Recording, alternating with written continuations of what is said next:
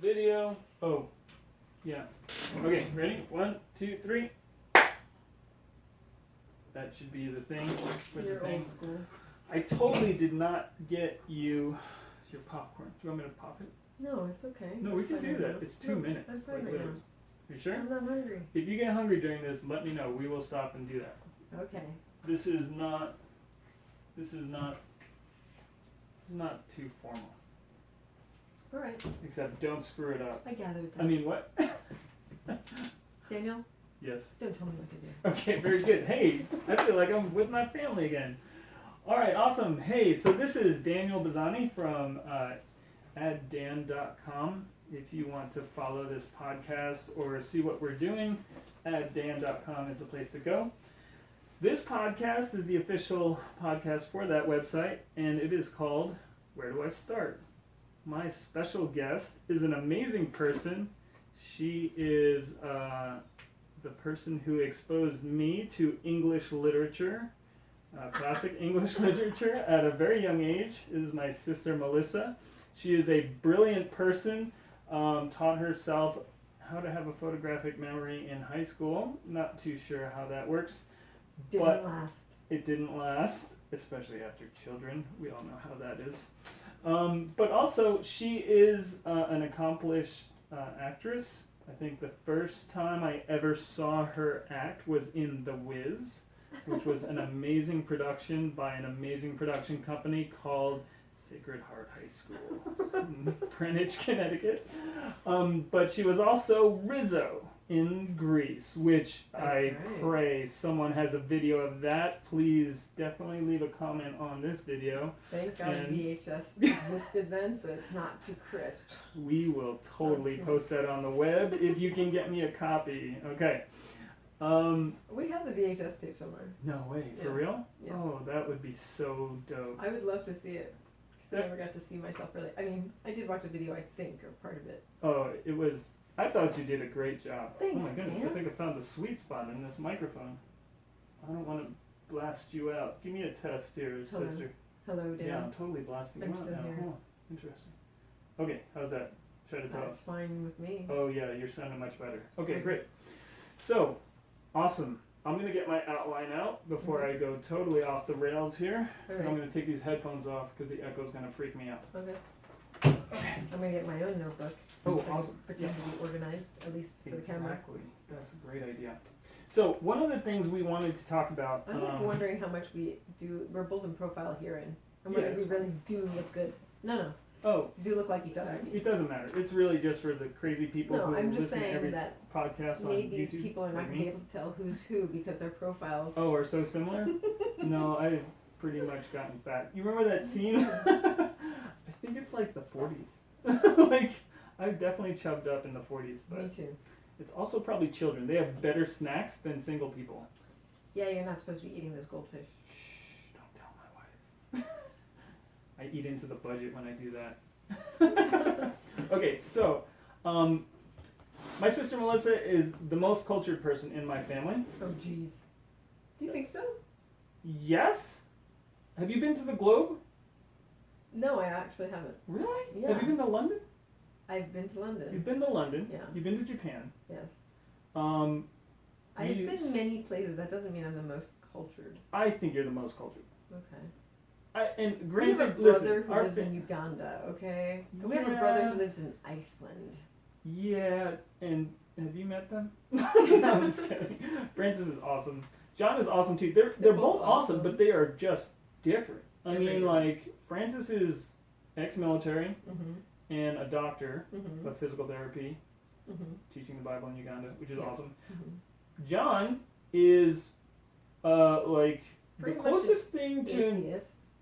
Yeah, like the closest thing to like a idiot savant I've ever met. Not idiot in a bad way. I just mean like Right. like literally Real savantish. Like can play every single instrument he can touch. Runs an organic food co-op Right. and just got On the a north side of location. Iceland. Can't tie his Sandstjorn. shoes. Doesn't want to tie Doesn't- his shoes. Think that the man should tell him to tie the shoes. That's I think the bigger And thing. then, And, because of that, doesn't want to tie and his then will not out of shoes. principle. Thinks the man invented shoes to hold the other man down, which is legitimately could be true, but we're not able to prove authority, it. We'll say that. Yeah, we'll say that. And he loves food. But the most brilliant sushi chef you will ever meet. Chef period. Yeah, chef period. Steaks, food. anything. Like he's one of those guys that you could always eat at his house and never be disappointed. And probably never eat the same thing twice. Can I tell you a story about that? Yeah, go ahead. I'll try to make short. He was living in Brooklyn. I was already in DC. I was in New York for work. I was driving to his house in a snowstorm with my ex-boyfriend Ben. Johnny called us on the phone and said, "Hey, Melissa, can you pick up some pasta on your way?" I was like, okay, we can try, but the snow's really crazy. It's a snowstorm. And he's like, yeah, okay, forget it. It's fine. Well, I got it. Like, okay. Are you sure? He's like, yeah, I'll figure it out. Okay. So I show up at his apartment. Madi is there, his ex-wife, and their kid, who was 3 at the time, 2. So I'm in the front room playing with Lino, the kid. Brilliant kid, too. Right. And, like, very quickly, half an hour, 45 minutes go by, and I'm like, what's happening with dinner? I wonder. And I go into the kitchen, and he's making fresh pasta. Scratch? Yeah, from scratch. Oh, my goodness. I guess that's how he got it. He's like, yeah, it's fine. Like, no, don't worry. Don't worry about it. Don't worry, we're fine. I'm just going to whip it up. Yeah. I just whip something up. In the snowstorm. What else is there to do? I'm just going to make some fresh pasta right now. You weren't going to get the pasta, so I guess someone just had to make it. Right. John's awesome. So, just another story on John, because people won't believe this at all. I'm living in Brooklyn. John comes to visit me. He stays at my place for a month, which is always a little hard with John. But he stays at my place. I have a computer there because I'm a computer nerd, and I tended to have a computer. It was the one from my college. John got on the computer one night and didn't sleep for an entire night. Yeah. And I woke up and he had installed I don't even know where he got it. A highly not expensive, but highly sophisticated music program onto this computer, which couldn't burn CDs without killing 3 CDs before burning the next CD. You know what I mean? It was back then. You know what I mean? This was 2000, I think. Where if you jumped in the same room as the CD player while it was burning. Right. For those of you who don't know what a CD player is, just Google it. Or a CD is. But a CD burner, the first 2 generations were awful. Anyway, so John had downloaded this audio software, and I was like, "What are you doing?" He's like, "Oh, I'm making techno music." I'm like, "Oh, okay. I didn't know you could do that, but okay, with my computer." I had no idea. Right. So a month goes by, we're chilling out, and John comes up to me one day, and he's like, "Hey, listen to this CD." I'm like, "Okay." I put it in the CD player. I'm like, "Man, this thing is good. This is really good. It's the aria, but cut up into techno." Aria from what? The opera. Which opera? The aria. The one, is there more than one? This is why I said this is the most cultured person in our thing. Yeah, aria is a type of song in an opera. Oh, for reals? I thought it was that one that goes da da da da da da da da. Yeah, that one. Which one is that one? This is where it helps to have someone who has perfect pitch, which is my sister. Do you remember? Well, it is that song. How can I not remember what that is? I just don't think of these things anymore. It's because you have a child. Yeah, child. When you give birth, half of the brain references super famous. Goes out. Anyway, if you know what it is, just leave it in the comments, and we'll. Anyway, so it's that aria, okay? John has put it to techno at 140 beats per second, okay? It is amazing, and I don't even like techno. I'm kind of blues, mostly hip hop at that time, mostly alternative rock. I love this CD. It's 70 minutes. He maxed out the CD. It's 17 tracks. It was 19 tracks. I was like, "John, where'd you get this CD?" "Oh, this is what I was doing on your computer." Yeah. No. What? "Yeah, I'm going to make a bunch of copies. I'm going to sell them in Fort Greene Park." Okay. That's how he met his first wife. Probably. But Is it? he was making I think he was like doing linoleum cut prints and then selling them on the sidewalk, and that's how he met Mari. Oh, I believe it. So I'm like, this is brilliant. I was like, hey John, can I hear it on the computer? Mm-hmm. Because something's sitting wrong with me about this. Mm-hmm. He's like, yeah, that's fine. So we get on his computer. I said, can you slow it down to 40 beats per second? He's like, yeah. Slows it down. It's jazz. At 40 beats per second. Mm-hmm. So at like 1/4 the speed, or 1/5 the speed, Mm-hmm. he's playing jazz. At 70 minutes. So it's like 4 hours. 5 times. Yeah, it's like a 5 times 70, whatever that is. 350 minutes of jazz. It's almost 10 hours. And I'm like, John, you should slow this down and sell it as jazz. He's like, no. Techno's the future. Jazz is dead. No, he didn't say jazz is dead. But he basically had that attitude because he was so into techno. I can't even do math right now. 6 hours. Yeah, it was 6 crazy. times 60, 360. Come Oh, on. you know what? That's Let's get with it. That's why I got my phone out, because I don't have to do math anymore. It's so Can we crazy, start this right? over because we've already embarrassed 100%. No, that is the whole reason why we're recording it first and not live streaming it. But the craziest thing to me is like it's 6 hours of jazz Can I tell you something? in a month. That same year, I was moving to Germany. On my laptop, Johnny's like, I'm going to download this amazing operating software for you. Which, what was it? It was like Windows XP. Okay. It had not been released in the States yet. He had like some bootleg version. Yeah. And literally the next day I'm on a plane to Germany. And so I'm in Germany with a useless computer and I'm like angry. I hate that kid. And in Germany people are like, oh, what is this? I've never even heard of this operating system. Yeah. I'm like, Yeah, John downloaded it.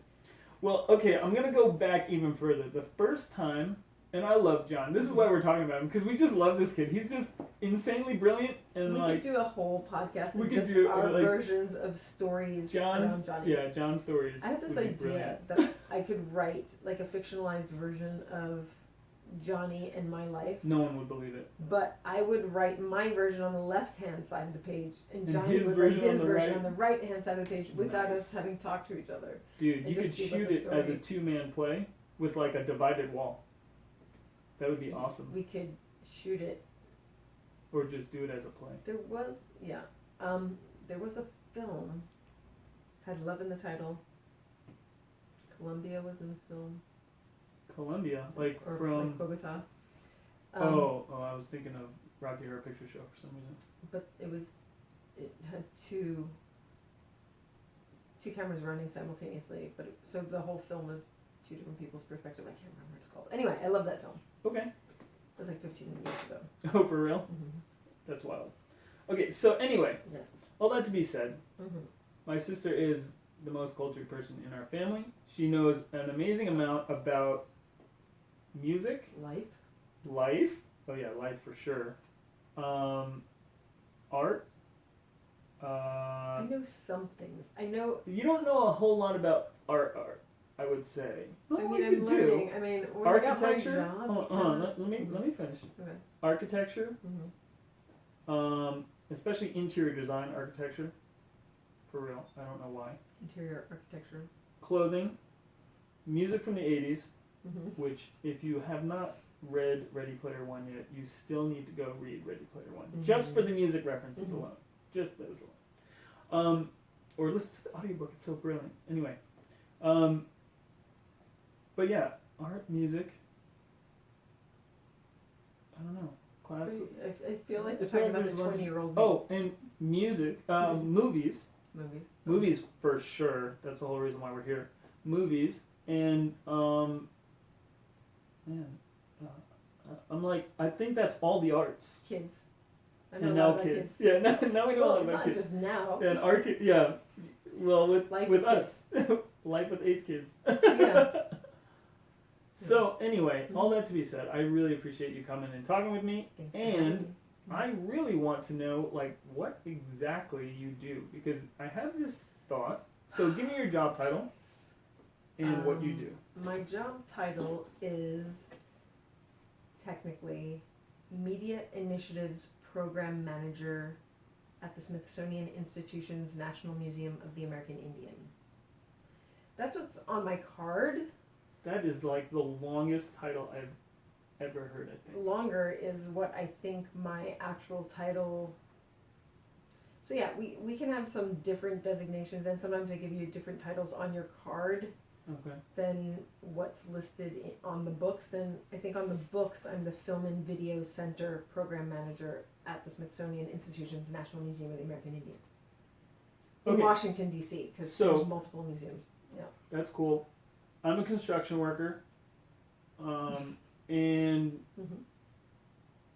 I ask you, hey, Mhm. Mel, what do you do? I'm the film programmer at a museum. Nice. What Okay. does that mean? 'Cause people don't know. People Yeah, don't what does know a film things. programmer do? I research and select films that we show in the museum. Cool. Now, do you guys have your own theater, or do you guys have one area where you have video as a installation? We have our own theater. It's Okay. called the Rasmussen Theater.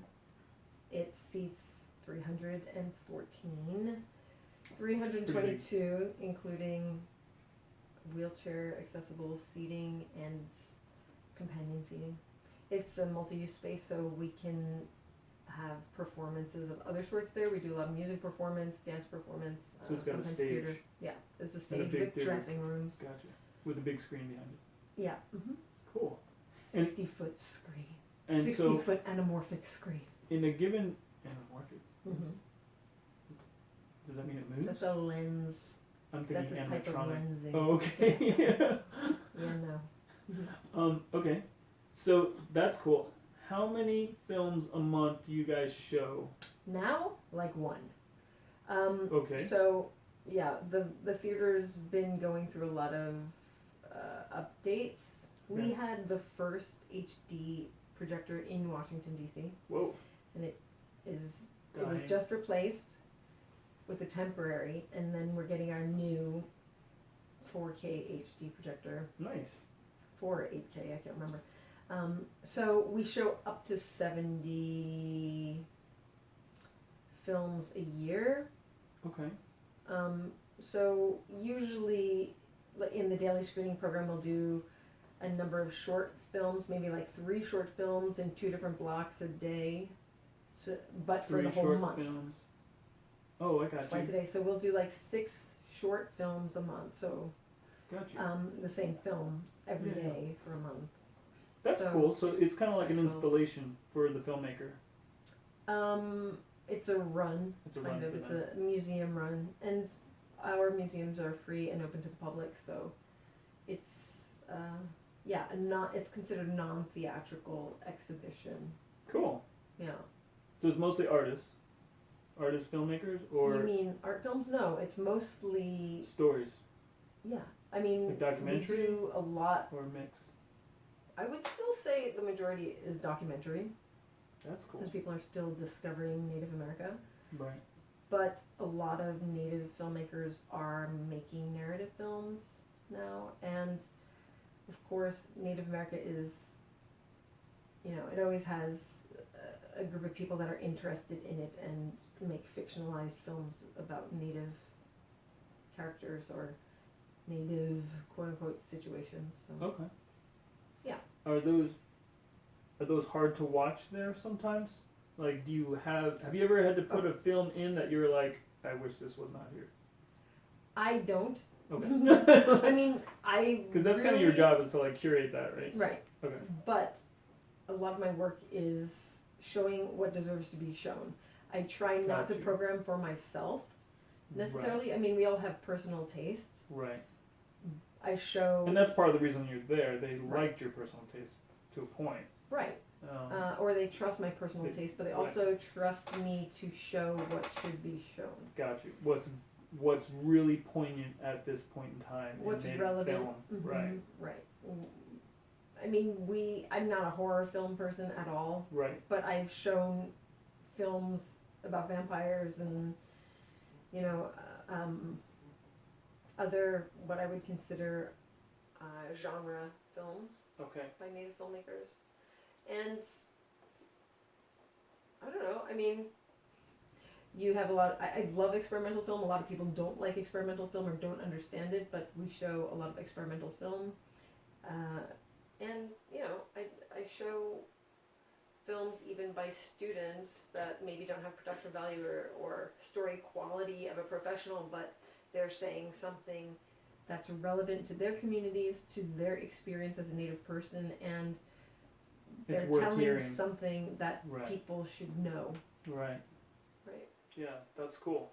Mm-hmm. That's very cool. I love my job. Yeah? I mean, the people are hard sometimes, but you're working I'm with a artists. bureaucrat. Like, Yeah, well, I'm working with artists. And bureaucrats. I don't have that much trouble with artists, though. Sometimes people people will say things to me and I'm just like, That would be the nightmare job for me. I'm in IT, so dealing with artists and bureaucrats and politicians together. All mixed into the same. Oh my gosh, mix. the politics kill me because there is politics. I mean, this is why I'm not in management, by the way, is because I'm not gonna do politics. Yeah, I'm not a tactful person. No, exactly. Our older brother Micah told me when I was 12, took me outside in a pouring rain to be like, "You are not a tactful person." I'm like, yeah. So yep. I mean, it hasn't made my professional career easy, I've got to say. Right. But you love your job. I love my job, and I do love people. I love stories. Stories are amazing. I love stories. It's interesting. Again, I'm going to go back to why I'm here in San Antonio. Oh, that's better. Cool. I came down to participate in the National Head Start Conference. I was selected as a parent representative for DC Public Schools. Oh. And it's funny how many sessions I heard people saying storytelling. Storytelling is important for kids. And it really is crazy to think that people could think that, educators could think that stories weren't important to share with children. And they were really talking about stories from personal experience? Yeah, personal experience. Or from an educational experience. Or both. Either. Yeah. But the funny thing is, so working with Native people all the time, oral history, what is oral history? You have Western style historians or whatever, whomever, fact finders. Right. Well, all stories are fiction, right? All documentaries are fiction. Someone's perspective is tainting the story. And the important thing about oral histories to me, or what I've discovered about oral histories, whether or not the facts of the story took place, whatever you would call the facts, I realized that what's essential about oral history is that a story is passed from human to human. And every time a person hears the story, and it's important enough for them to recount to somebody else, they've gleaned the most important details of the story and have synthesized them in their own mind and then repeated it to someone else. So every time a story is retold, or the history in many instances is retold, the most essential things to that individual is passed on. And in the passing on of that story, this rough stone, in my head, it's always a peach pit for some reason. Right.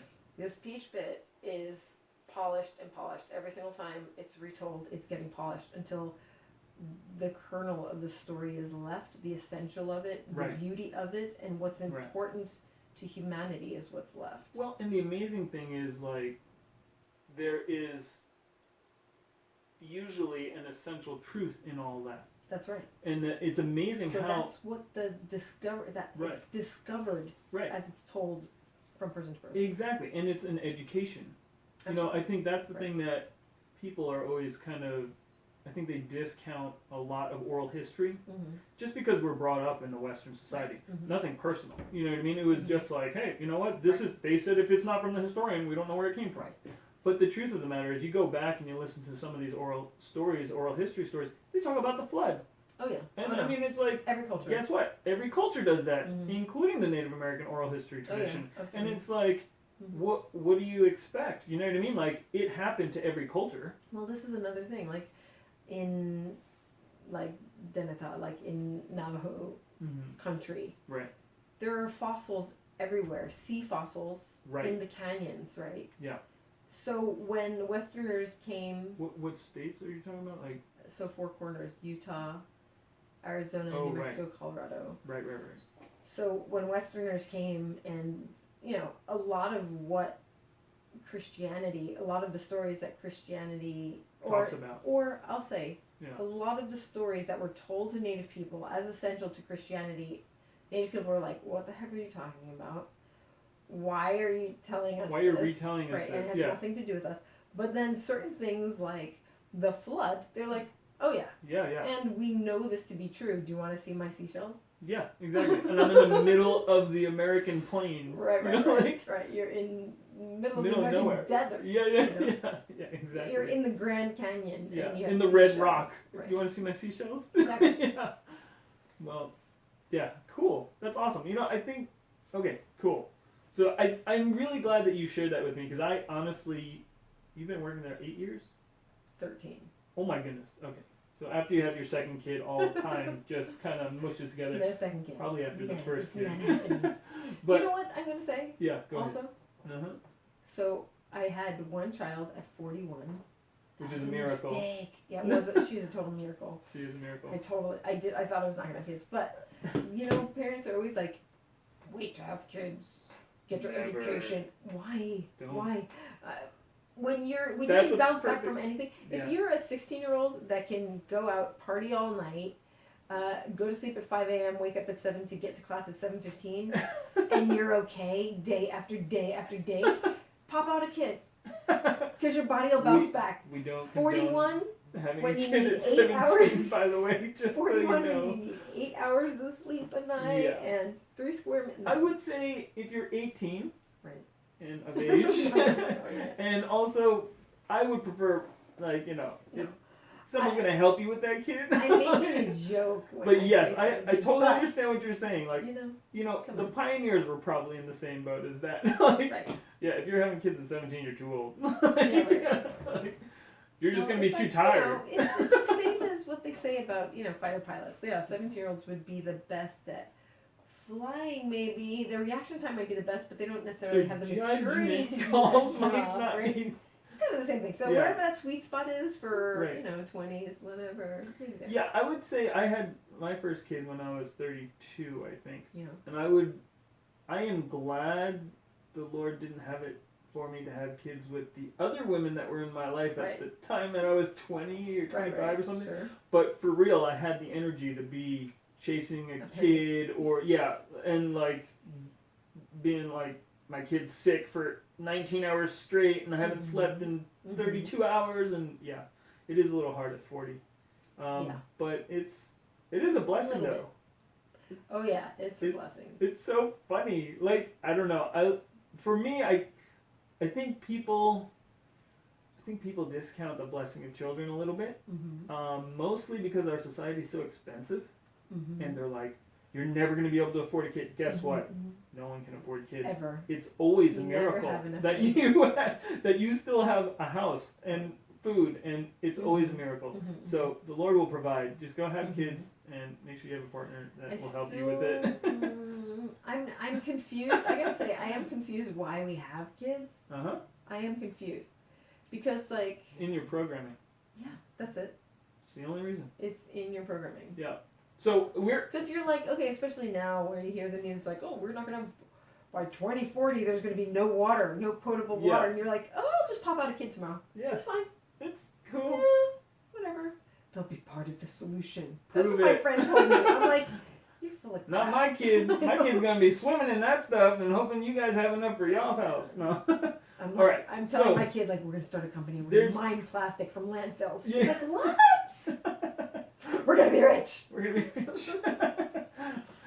Yeah, that's okay. Anyway, so there's 2 segues that we could go into right there, which are amazing. Okay. Number 1 is yes.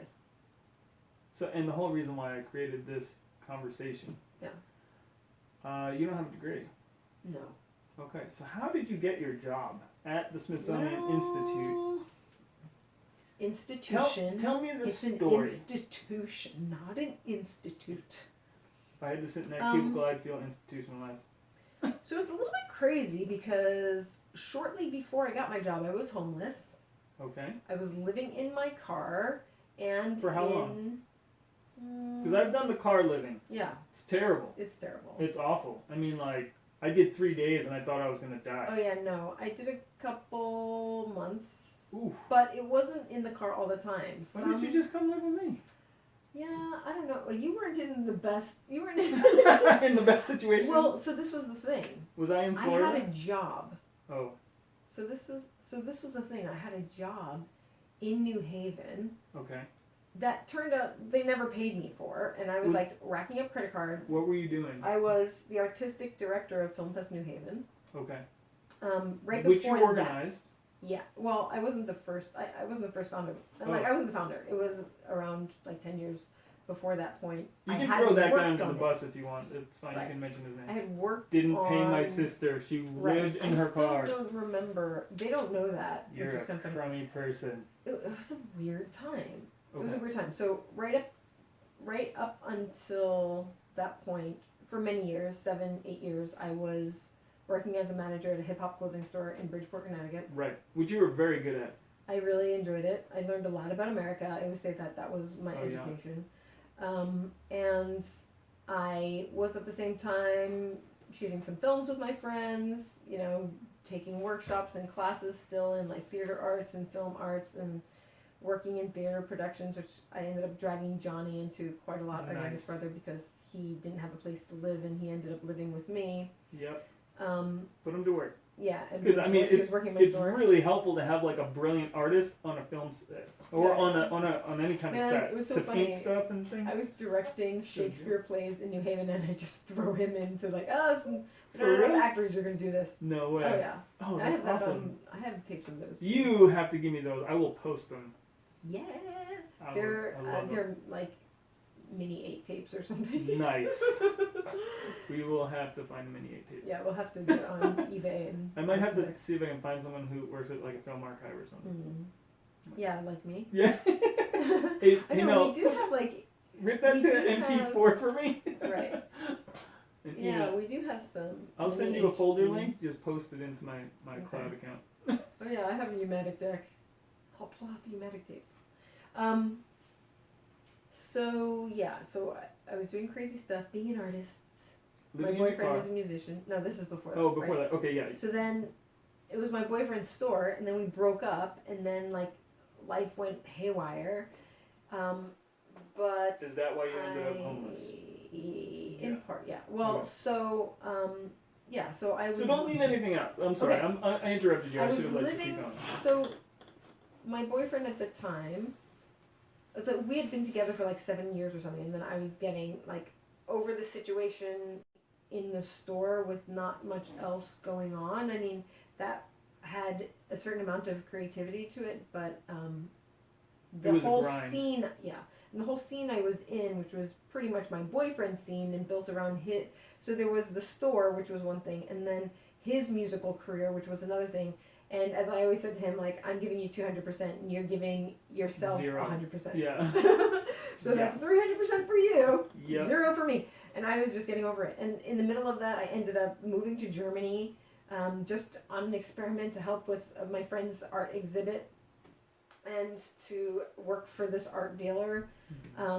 And then, 9/11 happened, and we went to war while I was in Germany. And I was like watching it on wow. TV, and I'm like, this is a little weird. And then the art market crashed, and Every market crashed. right, and I ended up coming back to Connecticut. I was living in Bridgeport, Connecticut at the time. And then the film festival that I had previously volunteered at, they were like, hey, you want to be the artistic director? And so they hired me as artistic director for their 10th anniversary year, and I dragged Johnny back into that Nice. project, and we just got it up and running. And it ended up being a lot of fun, except there were many issues. The executive director was being undermined by the board. There was a new board that wasn't Yikes. there when I had worked with the festival before, and they felt that the festival was just a way for them to look cool, and they were not raising money. Oh. Heidi Hamilton was our executive director, and she was really busting her butt, but she had 2 young children Yeah. also, and we were not getting paid. I That's worked terrible. for them for the year and got paid once, and that was $2,500. So I was like living off my credit cards, and I Yeah. had already, I think, started working with them before I broke up with my boyfriend and left the house and left the store. Right. So I was saying to myself, like, I'm committed to this project. Maybe someday, like, I still trust them to pay me. Right. I'm not going to abandon them, so I'm just going to stick it out. So I was like living off of my credit cards. They should have at least let you stay in the office. Well, Like, you we could have ended up slept under moving your desk. offices. I think some days I did. Okay. And then Johnny ended up getting, I don't even know what job Johnny had that was paying him money, but he ended up having this art studio in another town in Connecticut, and I would go and sleep there. It was illegal to sleep there. It was just a workspace, but I would like sneak in at night and sleep on the floor of the studio, and then like go to work the next day. I ended up getting a room in the house of a Yale professor who I knew. He was one of the film professors, and I was living in his attic bedroom. He and his wife were in the row house below me, and I was paying $400 a month, Nice. which I thought was great, but I was charging it because I didn't have any money. So I was like charging all this money for that, and then doing some jobs in New York City, just to get some money if I could. But like then PA work or? yeah, Okay. just like picking up jobs here and there, but also trying to stay relevant for my job and going to festivals and stuff. So I remember you went to a lot of festivals. Yeah. That couple of years. Well, yeah. So Or that year, maybe. I guess it was that year. man, it's so confusing how everything happened. So that year. So I think go ahead. I'm sorry. I remember you met someone at the film festival, or At my film festival? either at your film festival or like immediately after. And she was super cool with you. And she was the one who told you about the job. At least that's the way I understood it. So But that might that's be another totally story. off. Okay. Okay. So so I was like hustling with So you finally got your own place. You're in an attic room. right. I'm in an attic room. I'm trying to get this film festival done. Okay. I end up going to Sundance Okay. because a film that our older brother shot, Micah, Micah Bisagni, good cameraman. yeah, incredible cameraman. Great photographic eye. Amazing, actually. Mhm. Like, was that the one that was shot in the airplane? No, that had Graveyard? been done a couple of years before. So Okay. So there's a film called The Cookie Story that Micah and myself had worked on, and an old childhood friend wrote and directed. His name was Zach Adler. Right. I always said he was my cousin because Yeah, we yeah. went to elementary school together. Yeah, I remember Zach. He was Francis's best friend for a long Yeah, time. he was another brother, Francis's best friend, Mhm. and then I stayed friends with Their family. their family because my best friend, Jassy Irvin, was his cousin Oh, they were cousins. in Indirect way. right. They weren't They weren't blood blood, cousins, but their right. parents were both British, and they were out in Both in the middle of in the nowhere. middle of nowhere, upstate New York, well, like an hour north of Manhattan, New Yeah. York, right? So they were, Connecticut, and they lived on the Connecticut. same. No, they were in Paterson, New They York, were in Patterson? and they lived on the same street. I thought they were in Reading. They lived on the same Oh, street. get out of here. And Okay. so they were cousins, Right. quote unquote. And so I ended up staying friends with Zach because Jassy was friends with Zach, and Zach was very interested and involved in film, which I was, and our brother Micah was. And became a director, right? He became a director. He's still a director. But I'm skipping over something, so let's see. So Film Fest New Haven happened. Right. You went And to then Sundance it before ended. or after that? Right, so then the film festival ended. I think that was October, and I was like, I gotta get the hell out of Dodge. They did not pay me, and I gotta move on. Right. So then our also not real, but real aunt and uncle asked me to work for their garage door company. in the Oh, office. Uncle Johnny? Uncle Johnny. No way, and yeah. Elaine. So No they were, like, way. bailing Johnny me out. D'Alessandro, the Johnny most D'Alessandro. amazing Italian. overhead door salesman you will ever meet. Like, Another like out of place New Yorker up New Yorker. an hour north, deciding he's gonna live in the woods. We would have to do like a whole show on just Johnny Johnny D stories, man. Uncle Johnny D. Uncle Johnny D. So he and Aunt Elaine were like, we need someone in the office. Right. Do you want to just help us? And I'm like, okay, because I needed money and I need to like clean up some of my debt that I incurred. Right. So I lived at Mom and Dad's house. I moved back to Mom and Dad's house. Really? Yeah. And, Wow. And worked at Uncle Johnny D's. So this is like 2001, 2002. This is 2000. Okay, so this is. You were in Germany when 9/11 happened. That's 2001. 2001, yeah. 2001, I was in Germany. So then you came back, broke up. Broke up with my boyfriend. So 2004, the cookie story happened, and I ended up in Sundance. Okay. And at Sundance, I met all these Native American filmmakers and all these Asian American filmmakers. One of the Native American filmmakers I met was a dude called Ben Alex Dupree. Yeah, I remember Ben. His mom was the Chief Justice at Mohegan Tribe. So every once in a while, they were in Connecticut, so we became really good friends. Is that where that tribe is out of?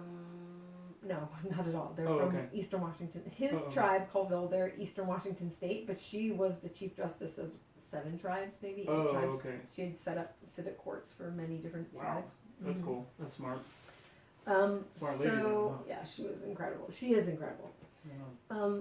Man, I gotta get this timeline down because that was 2004, that Sundance, and then Ben convinced me.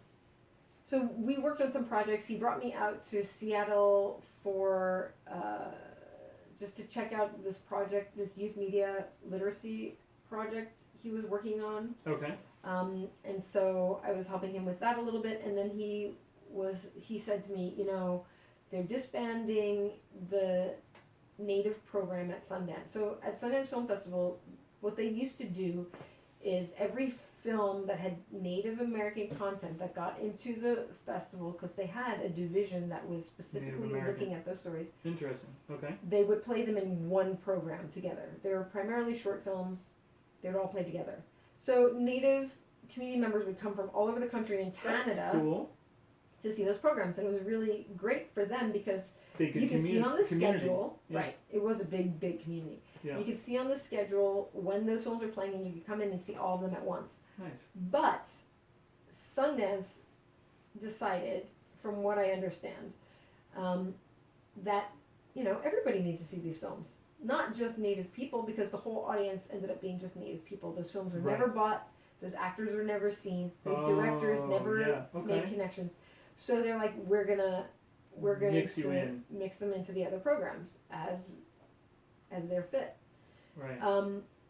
And so this was a concern of Ben's because that meant that the Native filmmakers might not meet each other. Right. That the community members wouldn't have any central place to go. To see them all at once. Right. Then you have to spend all this extra money to come in and stay for the whole run of Sundance, which is a nightmare. So he came up with this idea to start a place called Native House. And he had me researching to find a place where we could have multiple people in one house, and he was an experienced Sundance attendee. Excuse me.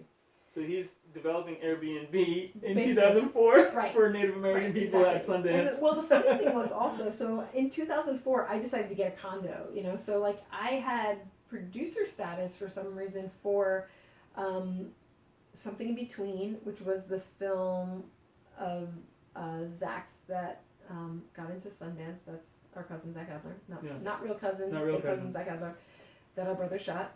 And so I got a condo, and then in my condo ended up being all these Indians and international filmmakers who had no place, who just like showed up for their films and had no place to stay. They were like crashing out on my floor or whatever. So I just remember like people standing around and talking, and like 10 people sleeping under their feet, you know, basically in my condo. So Ben thought that I was the right person to do this, and he's like, find a place for Native House. So I ended up booking, which is insane. I can't believe I did this, but booking. It gets even crazier now that I'm remembering this stuff. I booked out the Miners Lodge. What's the Miners Lodge? Yeah, so it was a house just off of Main Street in downtown Park City, Utah. What? it had, oh my gosh, I gotta think about this. It had like 20 bedrooms and it Whoa. had, I think, 12 bathrooms or something. What? We ended up having 51 people in that house. So this is me. I had no job before, right? I was like Right. worse than dirt poor. I had like so many, like thousands and thousands of dollars in debt. Yeah. Micah fronted me the money. Our What? older brother fronted me $20,000 so that I could book this place. Like we had to put, I think, half of it down as a deposit, and then we had to pay it all up front before we got there. Wow. And he did see it as an investment, but I told him, dude, we're talking about poor people. Like I really Right. can't mark this up any. Right. And the funny thing was, I had originally booked another place, and Right. that was a total swindle. And the funny thing was, like, all this crazy stuff was happening, and I had put a deposit of my own money down, which was, I think, like $2,000. Did you lose that I money? lost that money. Oh. And the funny thing was, is that AFI, the American Film Institute out in Los Angeles, ended up booking the house. So we found out that the person that was booking the house double booked us. AFI that's and myself. messed up. And then when she sent me the contract, I actually read it, and there was all this crazy in there about how half of the house had damage from a recent storm, so we were only What? allowed to be in one half of the house. And I'm like, what are you talking about? What is this crazy? And I like backed out of it, and I'm like, I want my deposit back. And the woman who I was working with gave me some crazy story about how she hadn't been in touch because she had cancer and she was in the hospital. And I was like, she very well may. I don't want to doubt this story, Yeah. but Sorry. right, I'm out. If I lost $2,000, oh well. I Right. ended up talking to the AFI people Yeah. later, and they were like, because they ended up staying in that house, and they were like, it was a madhouse, it was a mess, it was crazy, there was snow, like, in the damaged part of the house, you could see it. I guess there were French doors between the two Right. sections, but you could see, like, the ceiling was caved in, and there was, like, Oh, snow everywhere, and they what? just left it like that, and I was like, oh, this is so nuts. That's so And- crazy. And one day they went downstairs to get their car because there was a parking garage there, and the person who owned it, the woman, her like teenage son was smoking pot in the garage. Oh my there, and they goodness. were like, "What is going on here?" So anyway, we got out of that spot. That was, That was a madhouse. that was a madhouse, and we ended up in the miners' lodge. And then I ended up just like, we had people from Telemundo there, people from the John Trudell documentaries support group.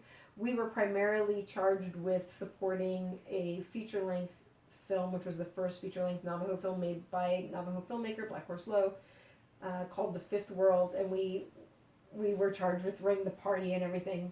Wow.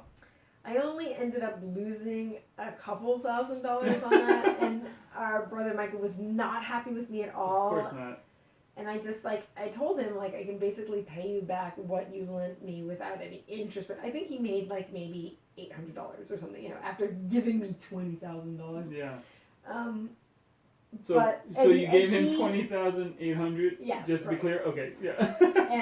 But that was also a couple. But you guys had a good party. We had a great party. Angelina And a Jolie really showed cool up. people. Who did? Angelina Jolie. You're I don't kidding. know. It was I don't even know what's Are true. you serious? Yeah. Are you joking? No. Oh. I don't know, but I don't know. It's so funny. I don't even know what's true and what's fake anymore. There were crazy people there. Cops ended up showing up. We were only supposed to have a party usually a with pretty good 26 party. people, and there was Yeah. an acoustic guitar player in the Corey Allison, this Navajo musician. He was playing in the living room. Nice. And I left to go to Columbia Pictures. Some of the kids in their house were showing short films that were not in the festival, so they'd invited me to go watch some of those films, so I went over there. And then when I came back to our house, there were 400 people there. And I'm like, Oh my goodness. what is going on? I was freaking out. That's so funny. And then this kid that worked at that means that it was a good party. It was a good party. I mean, the thing that's I think people Our don't Mormon neighbors were understand. not happy with us. But Yeah, no, totally not. But I think that was one of the craziest things that when I moved to Brooklyn, we did a housewarming. Uh-huh. And I think we had 2,500 people go through our house. Yeah. No joke. And I was like, first, how did we get 2,500 people? Well, the funny thing is we put the stereo and the DJ on the roof. Right. So everybody heard So you. everyone heard us, and the kids who were living there, Mm-hmm. they grew up in that neighborhood. Right. So everyone knew them, and then people just showed up off the Sure, train street, station yeah. because they heard the music. Right. It was so crazy. But it was a good party. Everyone was chill. Everyone was cool, and it was nuts. But that's what happens. If you Yeah. have a good party and you start with 25 people, Yeah. 500 people are going to show up. It was fun. By midnight, anyway. But, it was fun, but then we had to just like push everybody out. yeah. But it was a great time. Wait a minute. I'm brothers related to this story. Stefan came out with me. No, what? Yeah, so another brother. Yeah, so Stefan is Melissa's junior by 2 years. Yeah, 2.5 years. 2.5 years. He is my senior by 4 years. Right. Micah is my senior by 8 years. Right. Melissa is my senior by 6 years. Yeah. And we mentioned Francis. Francis is my senior by 2 years, and John is 2 years younger than me. Yeah. The only person we haven't talked about is Hana, 'cause she lives in Japan, so we don't And talk Naomi. about that. Oh, and Naomi. So it's Micah's the oldest. Micah's the oldest, A year and a month later comes Naomi. Right. 18 months later, me. 2.5 years later, Stefan. 2 years later, Francis. 2 years later, Daniel. 2 years later, Johnny. 2 years later, Hannah. Yeah. That's how it happens in our family. Yeah. Same parents, 8 kids. I think we calculated once Mom was pregnant for 6 years straight. Sort of. Yeah. Right. Over a course of like just 12 years. Yeah, 12, 15 years. Yeah. So my brother Stefan came out with me. He wanted to snowboard. Oh, and yeah. Thank God he was there because he was like the bouncer. The bouncer. And he was a carpenter, you know, Yeah. so he was like, I mean, he was always strong. Super strong. He's genetically strangely strong. He's 5'8", 140 pounds, but he used to play defensive line. Yeah. And he would like jump over the defensive line and destroy. Hit the quarterback after the hike. And he's deaf. Yeah. And this kid, like when we were like toddlers, he would pull my hair so hard it would leave a lump. Oh my goodness. And it was just crazy. It's like, okay, a 2-year-old just gave me a 5-year-old a lump just by pulling my hair. Yeah. You know he has an extra vertebrae. Does he? Yeah, I think it gives him leverage. Weird. But he would like as a roofer when he was working as a roofer, he would walk up a ladder with 2 bundles of 3 shingles, right? I've seen him do 3. Like I worked with him for a winter. Yeah. Roofing a house. He walked up the thing when the machine broke that delivered to the rooftop. He was like, grab the shingles, drag them up the ladder. I'm like, I'm afraid of heights. And I'm roofing, and you're asking me to put 70 pounds on my shoulder? Yeah. He's like, I'm doing 3, you can do 1. Right. I'm like, what? Yeah. And then I watched him, and he picked up 210 pounds, put it on his shoulder, walked up a ladder. So in this house one night, that there was like people just hanging out, there was a pool table there, people were, and you know, there were a lot of native people from different tribes, some tribes that did not historically get along, and they still don't get along. Oh, get out of town, for real. Saying words to each other, getting into a fight. Someone literally, like, okay, these are film people, so they probably saw it one too many times, broke a beer bottle on the corner of the pool table and went after the other dude. And our brother Stefan, who was there just playing pool, grabbed this kid, 280-pound kid, and threw him across the room. And he's like, "This is my sister's house. Don't you dare start a fight." Nice. Like, thank you, Stefan, for being there. Yeah. You just paid your way. Yep. Oh my gosh, it was so crazy. There was a 13-year-old in my house then. Oh no. Mattia Smith. She now runs the Native American Film Festival in San Francisco that her parents started like 45 years ago. Wow. It was a crazy time. And this is the other thing. Okay. So 2004, I met all these kids. 2005, we had this big party. They were all hanging out. Among those kids, 2004, Taika Waititi, who's a Maori filmmaker from New Zealand, Aotearoa. Okay. I loved his film. We became fast friends. He's the same dude that directed Thor Ragnarok. Oh, get out of town. No, he's not. What? Yes, he is. Oh, that's other crazy. Kids that were in that same group, husband and wife team, Ryan Fleck and Anna Bowden, they had a film called Gowanus, Brooklyn play, 2004. It ended up being made into a feature film called Half Nelson. In 2006, I asked Anna to be on a panel for us at the Native American Film and Video Festival in New York City. She came graciously and did it. That's cool. They just directed Captain Marvel. What? It's like, it was just like it's just like this crazy moment where all these incredible filmmakers. Like a singularity. Yeah. Like where everything gravitationally just comes to one point for some reason at one moment. It was really nuts. So I had to do my physics reference. I'm sorry, I'm a nerd. Yeah.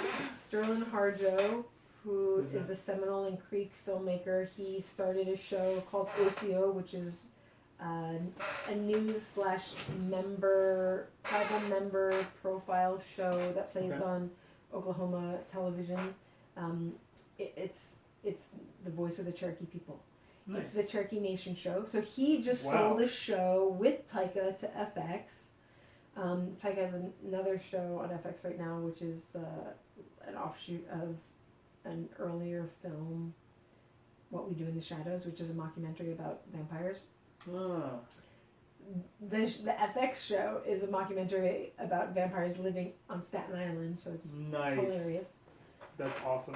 Oh, it's like just all these people, these incredible filmmakers that I lived, to be around. You know, I lived on Staten Island Yeah, for years. you went to college. Yeah. That's why I mentioned it. Yeah, it's like awesome. These vampires. Big up to Staten hilarious. Island. Staten Island would be a great place for vampires to hide, by the way. Yeah. It's just a creepy place. It is. I mean, it's like you walk down the street and basically you have like super rich mobsters, and then the projects, right, and then like big weird open park fields, and you're like, oh, they built dumping grounds for their mob and their gangs. You know, like it's like. And now it's overpopulated with wild turkeys. For real? Yeah. Like they're chasing kids down the street and stuff. Turkeys don't mess around, man. No. They don't like people at all. They actually will stay away from people, but they must be really overpopulated if they're chasing kids. Yeah, I guess so. Okay, wait. So, That's so crazy. Now, so this is the party you're talking about. Okay, so what happens next? So then, what happens next is that same year, 2005. 6'5", something like that. No, it's 2005. 2005. It's gotta be 2005. It is 2005. It's January 2005. I think it's. Oh my gosh. Don't quote us on the months. I think it's got to be 2005. January 2005. No, the months. It's always January for Sundance Film Festival, so that I know. The year 2005. I'm pretty sure it's 2005. National Museum of the American Indian, which I am not a part of. Right. They premiere their museum film, which is called 1,000 Roads, at that same film festival. Okay. So the programmer from the New York Museum, she's playing poker every night in my house, in the Miners' Lodge. Okay. So I met her there, and then we were hanging like out a for lot. real poker, or just like playing with? Just playing with friends, fun. you know. Oh, okay. Chris Eyre, the director of 1,000 Roads, he was there playing poker too with his friends. Chris and Ben, my friend, were very close. So a gentleman's friends. poker game, basically. Yeah. Gentlewoman. Right. Yeah. It was just like hanging out playing. So that's how I first met the staff of the National Museum of the American Indian. Oh. Michelle, so after that festival, Michelle mentions to Ben, like, we're still looking for a film programmer for the Washington Museum. Mm-hmm. And Ben's like, why don't you ask Melissa? And so Michelle called me up and was like, hey, do you want to apply for this job? And I'm like, I didn't go to college. Well, I went to 2.5 years of college. I put a was film a festival hip-hop together once. I was a hip-hop clothing store manager. Right, I know a lot about Nikes and Timberlands. Yeah. And ghetto culture. Right, and I've only done volunteer work for film festivals, but also, you know, as a kid, I guess, you know, she knew that I did some production work, whatever, like, again, picking up jobs. Right. In high school, like, whenever, into my adult life. So she's like, yeah, apply for this job, and explain to me how to do it, how to fill out the government application form, because I didn't even have a resume at that point. I don't have a resume now, which is one of my issues. But I got the job. That's which was crazy. so crazy. I was at that point, I also got another job being in office staff at HSI, which is this production company. What level did you come in at as a government worker? An 11. An 11. Yeah. E11? Is it E11? G11. Okay, G11. G11, one step. First step. Okay. Yeah, I mean, it was only laddered 11, 12, so I'm a 12 now. Right. Like a 12, 5 or something. This job doesn't go anywhere else. Okay, so can you can you tell me the range of salary you get? Because Range of salary. I don't want you to give me specifics. It's like 80 to 100. 80 to 100. Now, Yeah. living in DC, that's not a whole lot, but It's not a whole lot, but it's way better than Oh, yeah, being a manager at a hip hop clothing store. yeah, I was making $7.50 an hour. At the Plus- clothing store? At the clothing store. Oh my Plus, goodness. yeah. You should have quit that job Yeah, no like kidding. bazillion years ago. I was making $7.50 an hour, 'Cause and they made I was a making killing at half that. of 1% a month on like a dividend. Commission? Not a commission. It was like after receipts, like half of 1% of all sales I got as a bonus Okay. every month. Not that only happened like after I came back from Germany. I didn't get that before. What? Yeah. $7.50? But I was kind of like, okay, I'm like not really paying anything for rent. My brother is living in the house, you know. That did cost a lot. So it was a lot of it was a lot. It had a lot of benefits, so I just didn't want to complain. So I was 80 like, to this is 110. my family. I'm working for my family. Just suck it up. Yeah. Okay. Yeah. That's amazing. Mm-hmm. Okay, and so she hires you. You get She didn't hire me. Oh. Her boss hired me. her boss hires you. So the crazy thing is, I ended up How did coming the in interview go? higher than she. Higher than Michelle, because I was in charge of the program in DC. And she was just working for someone in charge She of the was a program film in New York. programmer. Yeah. So her boss was my boss. That was the director of the film and video center. Oh, I was the manager. so you were her job down there. No, hers was a temp position in the New York Museum, and she only worked as a programmer for the film festival. I was a manager for the film and video center in New York. Wow. In DC, I'm sorry. In DC. Mm-hmm. That's the position you have now, Yeah. or is it different? It's- It's still the same. Yeah. Wow. Things have changed a lot. Since I've been there, the museum has been reorged 4 times. Wow. And my In 13 years? and my That's department nuts. a little bit. My department has been reorganized twice more. So it's 6 times. crazy. So you're saying that the government is not exactly well run? I don't think she can answer that because she's a government worker. So Man, it was we'll very skip that productive, question. though. I mean, like, we used to be really productive, and we're less so now. I'll say that. Okay. We're trying to reorganize. It's hard when people reorganize in a way that is like Nonsensical to the Yeah, people on the unproductive. ground. unproductive. Yeah. Like there was a reorg at an organization I know about that where they thought, hey, we're going to move headquarters, Mm-hmm. and they lost 95% of the workforce Sure. who had been working there like 15 plus years. And it was like, they Well- didn't expect it, but it's like you move to a different town. All their families are in a different town. Mm-hmm. Like, why do you think they wouldn't?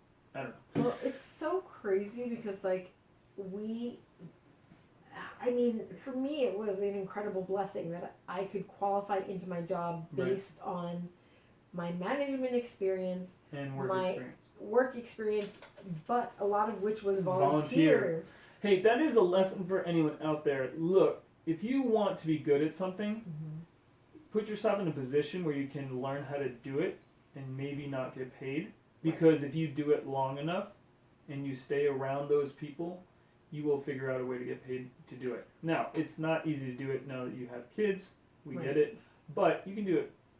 You do can do it it after with your your kids go. kids, Yeah, or you do it when your kids go to bed. right? Or Because- while they're in school, Yeah, because you can volunteer on the internet, right? Well, and the And other thing do is, data entry or whatever for a film Mhm. festival or something. that's right. Or watch films or film festivals. Watch Film films. festivals, you don't understand. If you're getting 400 entries, somebody has to watch 400 films. Right, and it's not going to be It's the director. time consuming. It's The, time. the executive director ain't going to do that. They Well, need that's to funny. raise money. So the thing is, like, you might not get paid, but also you're not going to pay for it. You're not paying for film school, but you may be getting Film school. school. Which Totally. was the deal with me. I really apprenticed. That's what my work at Film Fest New Haven was. Right. I was apprenticing under someone who was also a volunteer, the founder and executive director, Nina Adams. Yeah. She was a nurse, but she started this film festival and ran it like clockwork for 10 years. Had a brilliant mind, surrounded herself with film people who knew what they were talking about and learned from them and took it to heart, and she passed that information on to me. And Nice. because of Nina, I got my job. Nice. She left and then I took over her position and didn't get paid. Right. But it wasn't her fault, Right. It was the new board that Who people screwed felt it the up. need to, yeah. Yeah. Um, Which is really hard. My wife does nonprofit work, Right. so she totally has revealed this whole weird world of boards mhm. and executive directors, Yeah. and if you don't have that running right, if they're not bringing the money in, you are in trouble. Get rid of them. Yeah. Well, yeah, they shouldn't be on the board. Vote them out. They Right. should It's each not a club. be pulling in It's work. $100 and something thousand a year for ops. I don't know, depending on how big your Yeah. organization is. I'm like, why can I, who am untrained, go and have this meeting with this bank and bring us $25,000, and you guys are board members and lawyers and living this cushy. And you can't get 10 grand out of your friends. Exactly. Go I'm get like, 10 grand out of your come on. friends. That's why you're there. You're not there because we like you. You're there You're supposed to be effective. because we need the money that you have access to. That's what it boils down to. Sorry. Stay on the mic. No, that's okay. So Anyway, that's how you got hired. For real. yeah, that's how I got hired. And they said at the time that it was the shortest hire time span of anyone that had been hired in that museum unit, and that was 5 months. I applied in December, and I was at work there in April? May. May. Wow. Well, the funny thing was, Oh, for real. so yeah, Hannah. Hannah Stefan. and Stefan. Yeah. Yep, I remember that. 3 of our siblings That got was married like- that year. Johnny, Hannah, and Stefan. Yeah, for real. But Johnny got married in Japan. No one could go. Right. And so one of them got married at the beginning of the month, so I held off Mm-hmm. and going to work, and then, or maybe that was it, that I waited for both of them to get married and then moved to DC like May 30th or something. That's interesting. I got saved the September before that.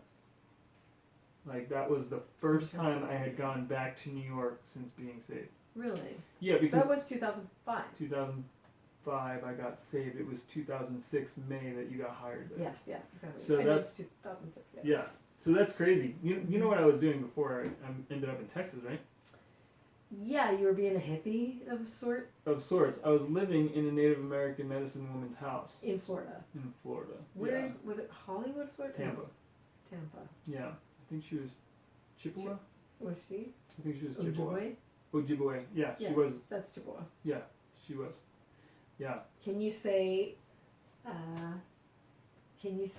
hello in Anishinaabe? Nope. But I was a firekeeper at a sweat lodge once. Anyway, that was a different life. Great, Dan, great. Yeah, I know. So this is the other thing, like Yeah. I didn't have any, Exposure to Native culture before that. no, I had some exposure, Okay. but I wasn't like an Indian lover. Like I didn't know, Right. I was, You weren't going hanging out. no, I was not a fetishizer at all, like I knew one Indian growing up. His Right. name was Matthew Windward. I don't know if we can share names on this. Yeah, totally. He was Onondaga. Everyone's on Facebook. No one has any privacy. I know. Mark Zuckerberg has posted your whole life to the internet. Mark, thanks. And then And no thanks. I went to college for a couple years in New Mexico. Yeah. And so I had Native friends there. And they're the ones that Santa Fe. so they're the ones that brought me into the Native film World. that I even knew that existed. And basically I was brought in because I had done all this Film production work in New York, and then when I got out to New Mexico, there were all these projects starting to teach film arts to Native people. Wow. So it's so cliche, but all these programs really focused on Native American storytellers. So it's like writer directors. So there were no producers, and there was no one on the ground doing like the basic grunt work. So whenever they That's were like, bad for a small Right. production. so Like, I was like, everyone needs to be doing the grunt work. right.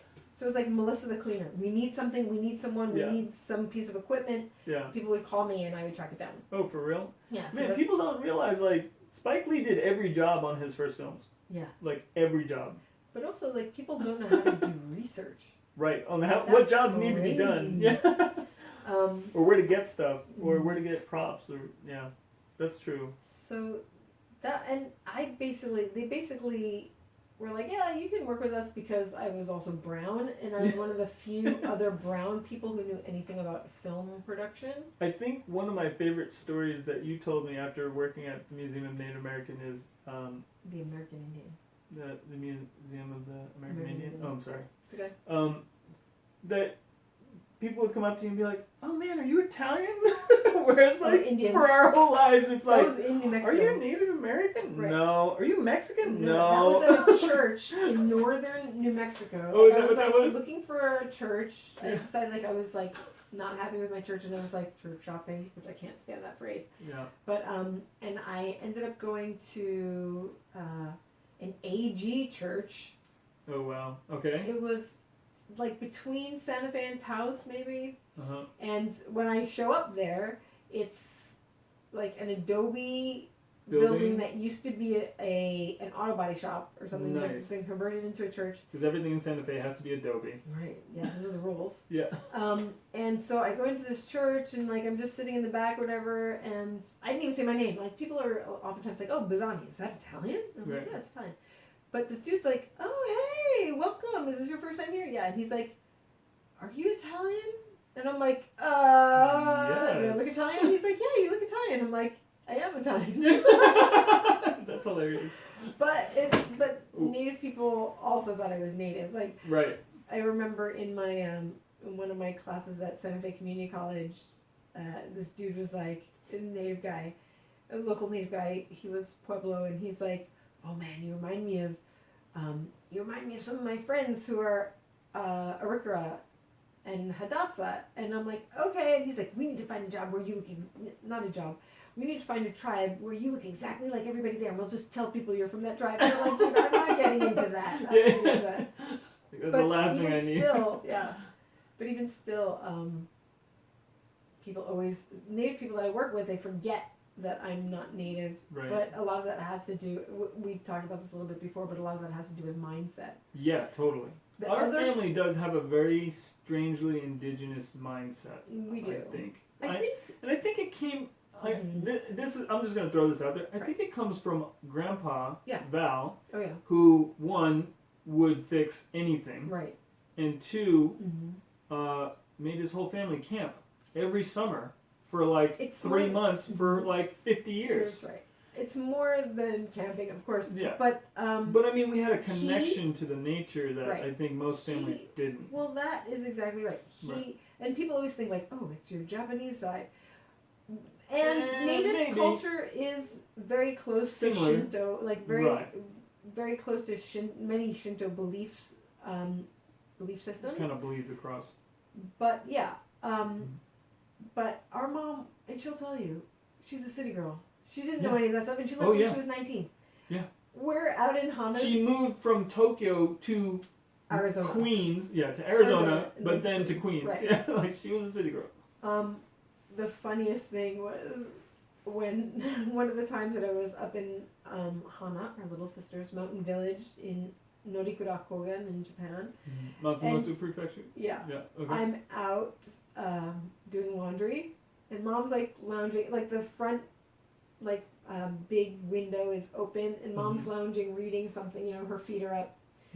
And I'm hanging laundry, and this pickup truck comes up, and these guys in these like hoppy coats jump out, and they have this like shrine thing on the back of their truck, and they're like trying to pick it up and put it and come to me, and I'm like yelling, like, Mom, there are these weird guys here with this thing. What are they doing? And Mom's like, I don't know what they're doing. I'm a city kid. Just tell them to go away. And I'm like, I can't tell them to go away. I don't speak Japanese.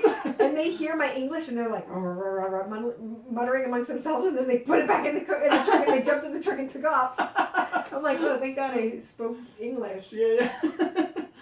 But thank goodness that they are scared of English. Right. So people are always like, oh, it must be your Japanese side that makes you understand, Native American thinking. And I'm like, no, it's actually my Italian side. Italian.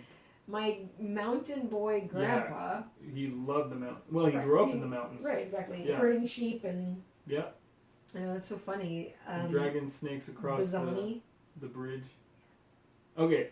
Bisagni in Navajo means your old lady.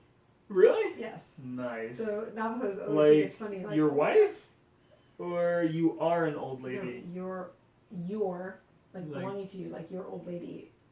It doesn't really make sense, I guess. But Right. It's like That's pretty funny. yeah, your old lady.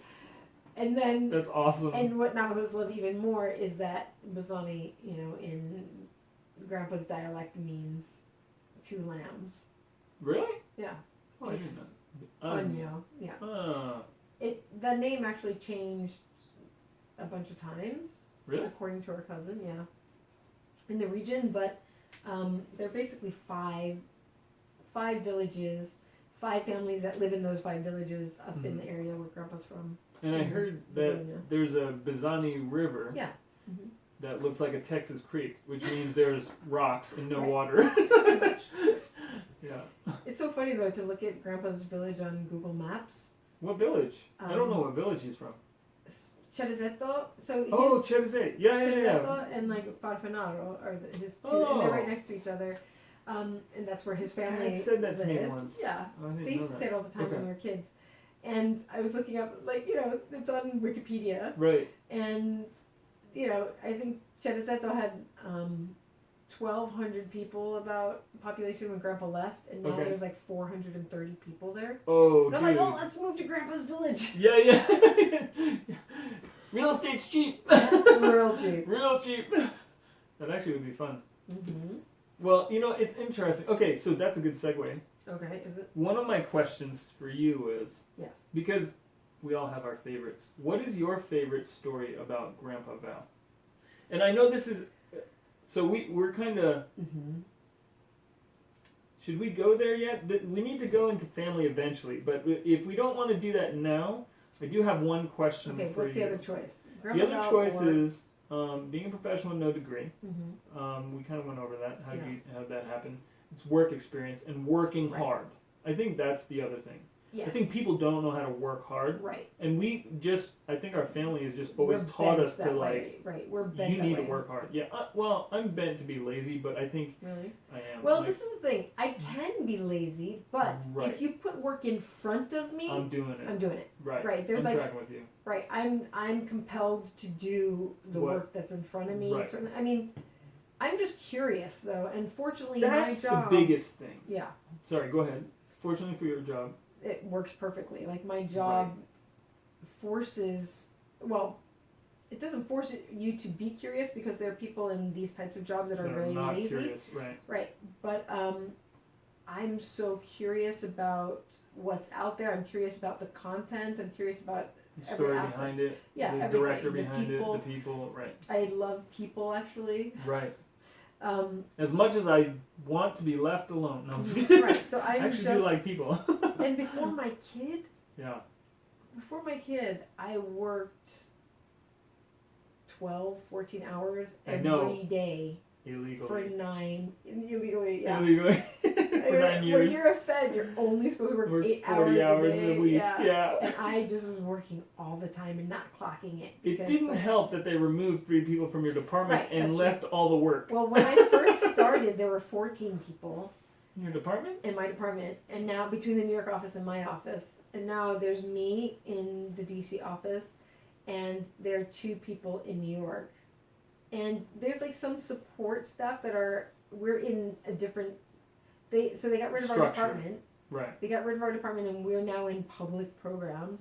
Okay. And there are other people in public programs that support us in a way with like paperwork and stuff like that. But yeah, there used to be 14 people only working on films. Right.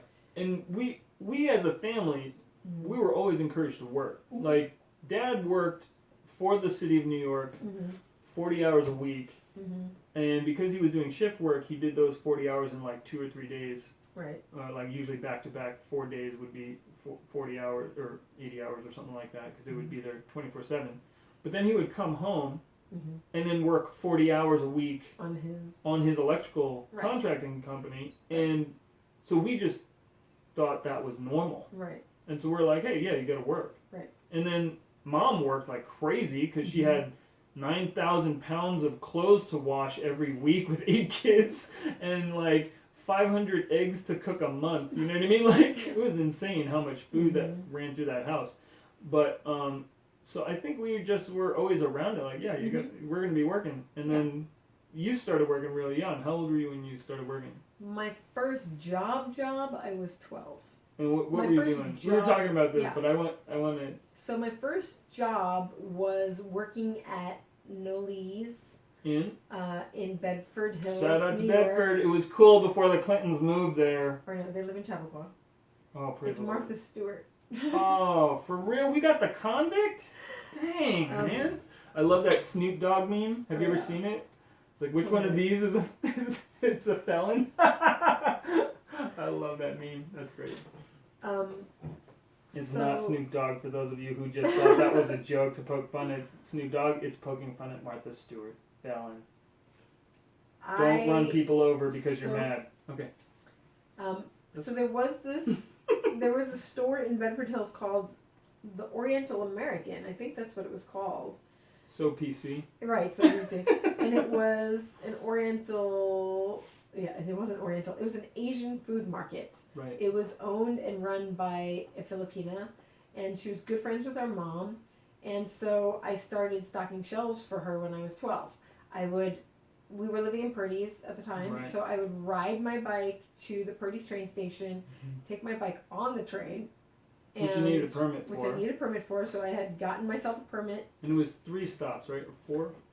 Golden's Bedford, Bridge, Katona, Mount Kisco? No, I think that's after. So I think maybe Bedford Hills. Maybe. Yeah, a couple. I don't remember. Bedford and then Bedford Hills. Yep. Maybe. Okay. Yeah, ride my bike there and then like stock shelves all Saturday and then reverse it. Harlem Line. Yeah, Harlem Line. Upstate New York. Upstate New York. And then, yeah, I mean, it was a good time. It was fun. Well, and then the thing that I remember, so I was really young at that time. I was 6, so I don't remember any of that. Right. But I remember being like 10 and being like, oh yeah, Mel's going to work at Benetton. Oh, yeah. And so, how old were you when you were working at Benetton? I started working there when I was 16. 16. So this is crazy because how did you even get there? Like, where was it? I drove. It was at the mall? It was at the Danbury Mall. The Danbury Mall. Oh, okay. It was at the Danbury Mall, and I drove. And I remember I was just like such a cocky kid then. Yeah. Like, I was already going to clubs since I was 12. The first time I went to a club, I went to hear Micah's band. It was him and Damien Loeb had a band they were calling themselves Life in the Western World. Okay. And they played at Images, which was like an underage club in Brewster, and I went to see them and I was like 12 and I'm like, I'm hooked. I just started going to dance clubs all the time. Yeah. And just would like, talk my way into places because I was like Images extremely was a underage. Place. Yeah. Yeah, I wasn't underage for Images, so that was Images was like you could be however. It was you could only be underage. You couldn't be over 21 to be there. Right. And there was another club like that in Greenwich, Connecticut called the Cafe, where Moby was the DJ. For real? And you couldn't be there if you were over 21. It was just for kids. The Greenwich one started because kids were, wrecking their parents' houses. They were rich kids wrecking their parents' houses. So the rich guys all got together and bought the place. This priest at the Episcopal Church was like, I'm going to create a center for kids. And the thing is, if you went early and listened to a lecture, they had like a community... like a sermon? Yeah, it was like but it wasn't just the pastor that was speaking necessarily. Though he would do sermons, he would bring in other community members for volunteer opportunities to talk to kids about like where they could volunteer, but also talking about like moral issues. And so if you went to the talk early, which was like 7:00, then you could get in free.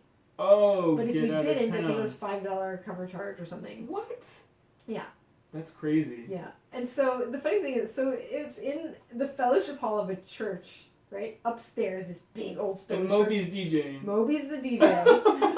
He was like, 5 years older, 6 years older than me. So he was like 21. Yeah. Nice. It's that, That's where he cut his teeth. Exactly. Yeah, it was. Nice. And we were listening to like industrial dance music. Yeah, from Germany. New wave industrial dance, alternative music, right? Yeah. It was a great time. It was so much fun. So we were like the best dressed kids. Oh yeah, because you worked at Benetton, you'd be like, everything's on sale. We're going. The crazy thing is that we were poor. We were super poor. And so... Well, let's clarify. We weren't necessarily poor. Dad made a good salary. He made maybe like 40 grand a year at the city, probably upwards of 60, 70 when he retired. He made over 80 by the time he retired. Right. And so... Right. And he was clearing maybe like 20 on his electrical business, maybe a year, but dude had 10 people in the house and was probably not the greatest money manager ever. Was a terrible money manager. Yeah. But we had a lot of fun though. But this is something that you might not understand in the middle. So big reveal. Our father has some issues, emotional issues, right? Right. He at work one day grabbed his boss. There was like, do you know why? Yeah. I can tell you exactly why. Yeah, tell me why. Okay, so I got lead poisoning. In our house, right? In the house that we were renting from the city that we were renting from his boss, basically. Right, yeah. And so he goes in there and says, my son got sick. He's poisoned. And you need to fix the paint. There's lead paint in the soil. You need to fix it, and you need to repaint this house. The guy goes, that's not my problem. And Dad was like, no, it is your problem. He's like, I don't care. And he picks the guy up by the neck. And this guy was, from what I understood, was like 200-300 pounds. Not a light guy. And Dad said he was like, I just snapped. Picks the guy up by the neck, throws him over the desk. Yay, Dad. Yay, Dad. Now, cool thing is, I'm kind of okay with that. Like, now that I have kids, you know? Except he had to go through review with his union. Right. And he was not getting paid. Right. For a long time. For like 8 months or something. 8 months. We ate the same thing. Yeah. For that 8 months. Right. It was pasta. And I remember. Go ahead. I just remember one night, like we had, for some reason we had steaks or something. Dad went and borrowed money from Grandpa Val. Oh really? He bought a pot roast. Okay. And then the crystal pitcher broke. No. Water pitcher. Mom asked me to take the platter with the pot roast to the dining room table from the kitchen in the Titica's house. Right. We're in this and house. I dropped it. Right. And it shattered. And it shattered, and the glass got all over the pot roast. Yeah. And I just started crying. And we all were crying. We all were crying. And it was because we were hungry, wanting something else besides pasta. For the love of anything, give us, and we were just, I think that is so burned in my mind. Yeah. Like, that I literally have never had a problem with almost any food since then. But like, I also remember, but this is the thing, like I also remember Dad flipping out. Like after that happened. Really? I don't remember that at all. Yeah, Wow. I don't know. I remember we didn't eat anything that night. Because I was young. Yeah, and Dad flipped out. And the funny thing is, so here I am at the National Head Start Conference, and so much of I'm sorry. Yeah, no, it's okay. I should know better. No, your audio is way better than mine. This red light is what's bothering me. Oh, we can put a piece of tape on it. But so Dad flipped out after that happened, even though we all knew it was an accident, obviously, right? So. And I was like 6. Yeah, you were a child. I was like a child. Yeah. So the crazy thing is that at this conference, there's all these presentations, one after another, about how to repair children who have suffered adverse childhood experiences, or who have experienced trauma, and so much of what they were telling us at the same time is, you can't teach this stuff as an adult unless you're there yourself. And I think that... In terms of through the trauma? Right. Unless you've experienced something. No, not similar? Experienced it. No, you don't have to experience it at all. But you have to be healthy. You have to be a healthy person in order to help children be healthy, right? Okay. Your brain has to have formed those synapses. Right. In order for you to be able... to share that process with them. Exactly, with children. That's and I think understandable. That the thing with our dad he was so super loving and generous person who was wickedly violent. Yeah. And angry and did not think there was any problem with beating up a child. Right. Beating a child, like, and was using the Bible Right. to excuse sin his right in exactly. that area.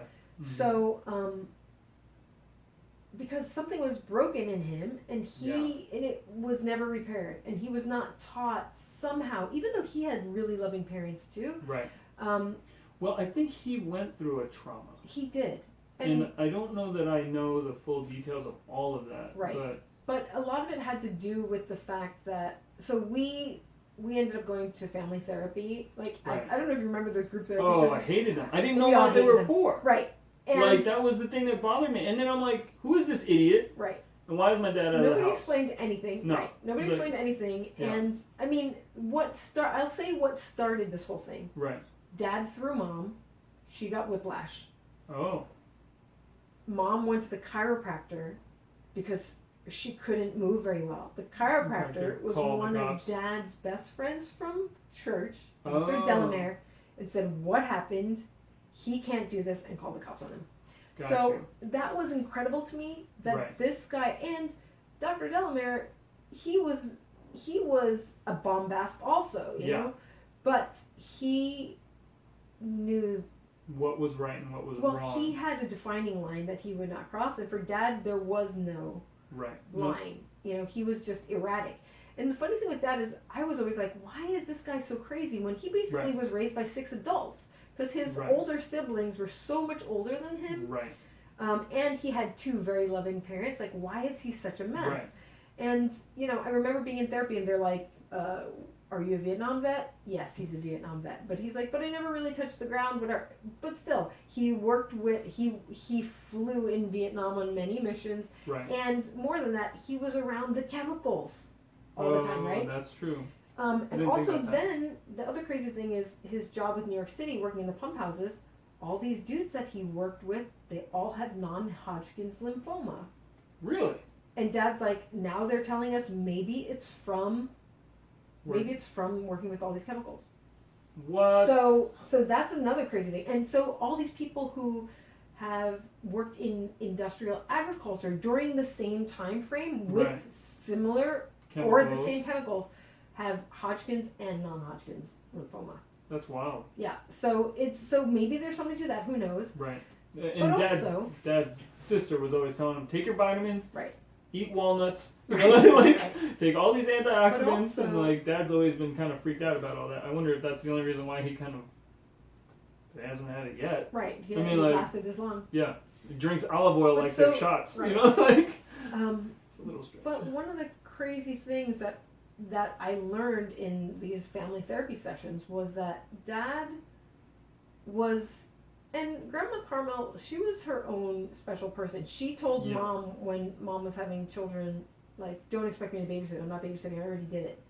And, you know, she had older grandkids, and she had 6 kids of her own. Right. And Mom respected Grandma saying that, but Mom had nobody else. She had her family was not wasn't here. There. Right. And so Mom was left, like, she really felt abandoned. Yeah. Oftentimes, especially when Dad was on rampaging. Right. Well, we felt abandoned too. Like the younger kids especially. Oh, yeah. We never really had relationships with the older cousins except the god cousins. The ones who are our godparents. Your godparents, right. Yeah. And it was because they were already like 20. Well, it was not even that. There were these fissures that had sprung up because of Dad's behavior. Right. And also like Uncle Joey's behavior, you know? Right. So this is the other thing. So these are two brothers who are extremely violent when their older 4 siblings are not. And from what I could piece together from Dad was that when he was a young person, he was left to Joey's care. And Joey was a little off the rails. Yeah, Joey was a little off the rails anyway. He was 7 years older than Dad. Right. So Dad was like an 11-year-old hanging out with 18-year-olds, and they would just abuse the shit out of him. Right. Pardon my French. Yeah. So Dad definitely experienced trauma at the hands of these teenagers. Right. Like they made him do crazy stuff, and you know. He started smoking when he was 11. Yeah, exactly. Yeah. So I don't know. You know, like who knows? Yeah. Who knows? And now he's a much gentler man. And Yeah. mom's just like, oh yeah, because he lost the testosterone, you know. Yeah. But there's some, I still don't know. I feel think bad for him There's because, consequences he went through that really kind of, I think, cleared his head at least a bit. well, I don't know because he still is not a good listener. That's just a male trait. But I just don't Wait, what'd understand. you say? I don't understand why he and mom, I mean, our mom, Yeah. she's definitely, so like on the opposite, they both have, They're both gregarious. and they're both very social. They're very well matched in some ways, but Right. they both think they're right All the time. time. That is And dangerous. It's not just dangerous, it's annoying. Yeah. Well, I mean, we know that because we're right. Right. No, I'm just kidding. Wait a second. No, I think that the problem is it's hard to one, we're their kids. Right. So they're always going to be right when we talk Sure. to them. So I don't know that we need to that's just the way it is. Dealing with mom certainly has taught me humility. Right. Like And just how to bite my tongue. I right. never did that before, but fortunately I respect my mom's way to do it. Yeah, and also like having kids teaches you that because sometimes you want to be like, stupid kid, why'd you do that? But like then you realize, oh, now you're crying. Oh, that's bad. Please don't cry. But we've all failed in that area, I think, at least once, as parents. I had a horrible experience because Sumpy and I, Yeah. they talk about fight or flight all the time. Right. Sumpy and I sleep in the same bed because her dad works nights, Right. and so we just sleep in the bed together. She smacked the heck out of me in the middle of my sleep. I fell asleep before her. She was trying to wake me up. I couldn't wake up. I guess she smacked me, and I just automatically jumped up like smacking out, and I like threw her across the bed. Oh. I was like, oh my gosh! And she was like, what? And I was like, baby! And I'm like, that was a leftover from my childhood. Like, I being ripped out of myself. bed. Yeah, totally. Oh my gosh. And I was just like, oh, I have to go see a therapist. Yeah. I'm like, I gotta get this out of me because I can't hurt my kid, Right. Oh Well, my but I gosh. mean, there's been times when I've like been sleeping and all of a sudden like I've gotten elbowed in the face and I'm like, ah! Mhm. And I'm like, oh, wait, dude, that was probably someone asleep. Right. Like it was. She probably was not very doing much awake. anything. She was awake. Oh, she was awake. oh, Like yeah. you need to wake up, mom. Yes. Anyway, and she just hit me a certain way, and I was like, it was Yeah. fight or flight. It was like, fight! And like, I woke up like, ba-bang! And she's like, ah! I'm like, I'm so sorry. Well, and I think that's that happens. I mean, Yeah. kids just do some weird things. I remember one time when I think it was Evelyn. When Evelyn was one, we had only one kid Mhm. at that point. Yeah. And I think she hit me. Uh-huh. Like I was holding her and she just hit me and just hit me wrong, Mhm. like really well.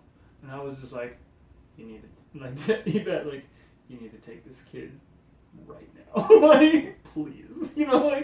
And she's like, are you okay? I'm like, no. Yeah. Like I don't know what it was. Maybe I felt like I was blindsided and like I really don't like getting blindsided. And man, dude, I was just like, it's amazing how a child teaches you, like, there are areas of your life that are a little out of whack that you need to really rein in real fast. It's amazing, right? Yeah, a similar thing happened to me where I, and again, like, reading all the literature, hearing what, early childhood people say, it's like, when your child's upset, you don't walk away. Somebody smacked me one day or hit me, and we don't hit. We don't hit in our household. Right. She hit me hard. I can't remember how, but I was like, I have to walk away from you right now. And I like walked away, and she's like, Mommy. I'm like, don't talk to me. And I'm like, I don't care if they tell me this is not good. I can't be near you right now because I am like roiling. Go turn on the Netflix and leave me alone for a minute. Yeah. Well, I think that I think it's wise. If you have to walk away, please walk away from your child. Better. You will Much get better than another longer. chance to stay with them. Right. Don't stay there super angry. Right. It's not going to help anybody.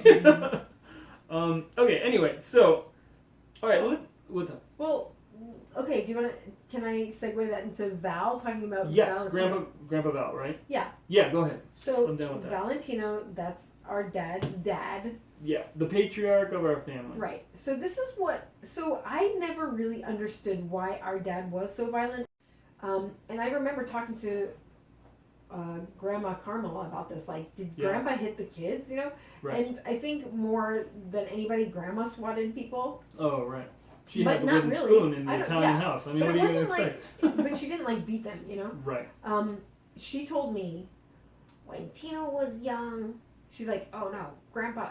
She's like, when Tino was young, he did this thing where. Oh man, this is so crazy, and I'm wondering if I have all these stories confused at this point. Right. Tino, which is one of my dad's older brothers, He's like 10 years senior or more than that. 15? He's 83 right now. Dad's so he's 74, 9. so he's 9. Yeah, okay. I think he's 83. So Dad's 70, Grandpa 44. took the Okay, go ahead. engine from one of the airplanes and he made a go-kart out of it. Did you hear about this? The fuselage. Something, yeah. Yeah, maybe the not the engine. It tail couldn't of have been the the tail engine. of his Waco. It couldn't have been the engine. Yeah, the tail of his Waco. They Right. cut it off, So which I I'm guess so Tino, right? like, it's crazy. I cringe being a person who loves airplanes at a Waco. As far as I understand it, it's a Waco 10 or a Waco. Biplane. Yeah, a Waco 10 biplane. They have the film of Grandpa at Air and Space Museum. I heard. Yeah. You need to show me which one it is because It's I think I know. online right now. It's him flying with the Hindenburg. Yeah, is he the one filming? No, he's flying. He's flying, Yeah. and you see it Mm-hmm. flying with And the Hindenburg. and the numbers are on the side of the plane. Do we know the numbers for his plane? Yeah, we have photos of his plane. So Pat has that, and I wanted to call Pat while he was here. Oh. That's our cousin. He lives in Austin. Yeah. But let me just say, so Tino's go-kart, he smashed it. Apparently he was riding in the street, I think, and he smashed it. And Grandpa freaked out because Tino almost killed himself. Right. And he hit him. And apparently what Grandma told me was she said that she had a big fight with Grandpa because she said to him, "Don't you ever hit one of my children again or I'm leaving you." And that was it. That was the last time. That was the last time. And to me, I was like, oh, that was like, he hit him because he was worried. Yeah. He didn't hit him out of anger over something else. Right. Which our dad would like come home from work angry. We would Right. be afraid of him and like the house would turn into a tornado. We would hide. I remember being Oh, yeah. like grabbed out of a hiding place Oh, in yeah. the closet. Oh, yeah. And then everyone got lined up, and then Right. everyone got a beating. Yep. And it was crazy. What the heck? How could you do that? I like. Well, look and at- I realized something. It always happened at the end of the month when the Oh, yeah. money ran It was out. stress. Yeah, it was Yeah. stress related. And it was- and Mom I'm always like- said that. Mom would make jokes like, "Oh, it's Dad's period time," you know, because he was Oh, always wow. saying, "Are you on your period?" You know, Right. and it's like sexist jokes, and Mom's like, "Oh yeah, Dad's, you know." She used on to his say period." that? Yeah, to me. But I mean, he would do crazy stuff. He would lock us out of the house in the middle of the night. Right. He would pull us out of bed in the middle of the night. Like, Yeah. it's just like, dude. Well, and I think, it makes some sense, the chemicals that you're talking Mhm. about. Like, that kind of makes some sense. But I think there was just a lack of self-control that he had. Yeah. Probably because he was the youngest. Probably because everyone, like, mothered him. You know, like, when Right. he left for the Navy, his mom was like, hey, make sure they have the honey you like, as Right. he's leaving. Yeah. And he's like, Mom, please, Right. you know? Mhm. Which just kind of indicated, like, he had two older sisters who were, like, second mothers. Right. And that's why him and Marie were so close. Mm-hmm. But, all that to be said, Who knows? Who knows? Yeah, Just, exactly. Whatever you're dealt with, Yeah. you can. The point of life Take is a deep to- breath Right. before you do anything, Mm-hmm. and don't try to hurt children. That'd That's be kind of that would be just great. Common sense. Let's do that, and don't terrify them. Anyway, Why hurt kids when you wanted to have like 14 kids? I mean, I it's think like he was Catholic. I don't know that he wanted kids. he always said He always said- he wanted 14 kids, and Mom was like, I wanted 3 kids, and that was it. And Dad's like, we're having 14 kids, and so we settled at 8. This was a joke that they were Went back always, and forth. and I would be rolling my eyes like, oh my gosh, this is so horrible. That's crazy. And Mom would always say like, but if I didn't have so many kids, I wouldn't have known you. And I'm like, yeah, you would. Point being, you wouldn't have known us. You wouldn't have known what you were missing. It Well- wouldn't be like after 5 kids, you were like, oh, the poor Johnny and Hannah. I never had to. No. Anyway. Well, the funny thing is, like, she didn't really know us after the 5th kid anyway, because Right. like it was like, Stephen, John, Right. Mike, No. get number 5, get over here. Number 6, get over here. Danny, it's it's so crazy if you look at family photos. And Yeah. Mom used to take a lot of photos when we were kids, Right. and then she just stopped because she just didn't have the capacity for it. Right. Well, she started working full time. Yeah, but in the early pictures, Yeah. we're all like perfectly coiffed, perfectly dressed, like fashion plates. Right. And then by the sixth Right. kid, it's like hair everywhere, Yeah. coat like half on, two Yeah. different socks, and you're just like, oh, this poor woman. Yeah. Ah, It's okay though. I loved it kind of I loved her. I enjoyed. Let me back that up. I wouldn't trade what I went through Yeah, me neither. for anything because I think it Me neither. shaped me into whatever craziness I am now. Me too. And I'm I have kind of empathy. effective, and I have Right. empathy. You Right. know, like, and I know I'm not doing that. You know, like, Exactly. you know, like, and so, but. I'm breaking the cycle. Well, I don't know. I'm trying, you know. Right. But seriously though, like they definitely taught us things that, Oh yeah. like, I start running into people. I'm like, did your parents teach you how to work? Right. And they're like, I am working, man. Right. I'm like, no, you're making me work twice as hard Right. because you're Well- not doing what we pay you to do, and your manager can't fire you because he doesn't want to hurt your feelings. I remember asking Mom, and I said this to her again recently, and she was just like, I said that? But I remember being like really challenged by why we're here on the planet. Like when I was a kid, I'm like, why are we here? This makes no sense to me. And Mom said to me, we're here to glorify God. Nice. When I was like 7. Nice. And I'm like, that's the Westminster Shorter Catechism. Right. That took like 1,600 hours of debate to come up with. And so Mom said, oh, I said that too. And I'm like, yes, it's been like ingrained on my brain since childhood. Like, glorify God, what does that mean? You know? And like actually working towards that goal really shapes a person. It does. Well, and it keeps you from shooting schools up. I mean, you know? Because there's something more than yourself. That's true. I would agree with that. Well, it also keeps you from thinking I've arrived. You know what I mean? Like, because I think a lot of people, I think a lot of people will say, hey, you know what? I'm good. Right. This is where I want to be. I'm just going to ride the rest of it out. Mm-hmm. And it's like, if you have ingrained in you, you're here to glorify God, well, then your job is a little different. You know, like you're going to handle how you look at success a little different. You're going to say, well, if I can do this, I can probably do this. So let me try to do that. Because in doing that, I will excel, and God will get the glory. And so therefore your goal, not that it's unattainable, but your goal becomes more fulfilling, one. But two, also you have like a drive. You're not just going to do, I'm just going to do as much as I can and to get what I want, and then I'm done. You know? I mean, so based on that thought that was planted in me, we're here to glorify God, I always kept in my head, like, I didn't create myself. Right. So that was really also a driving force to me. Like, I remember, like, people talking to me about suicide, and I'd be like, I would never do that because I didn't create myself. Right, it's not my life to take. It's not my life to take. God has intention. Right.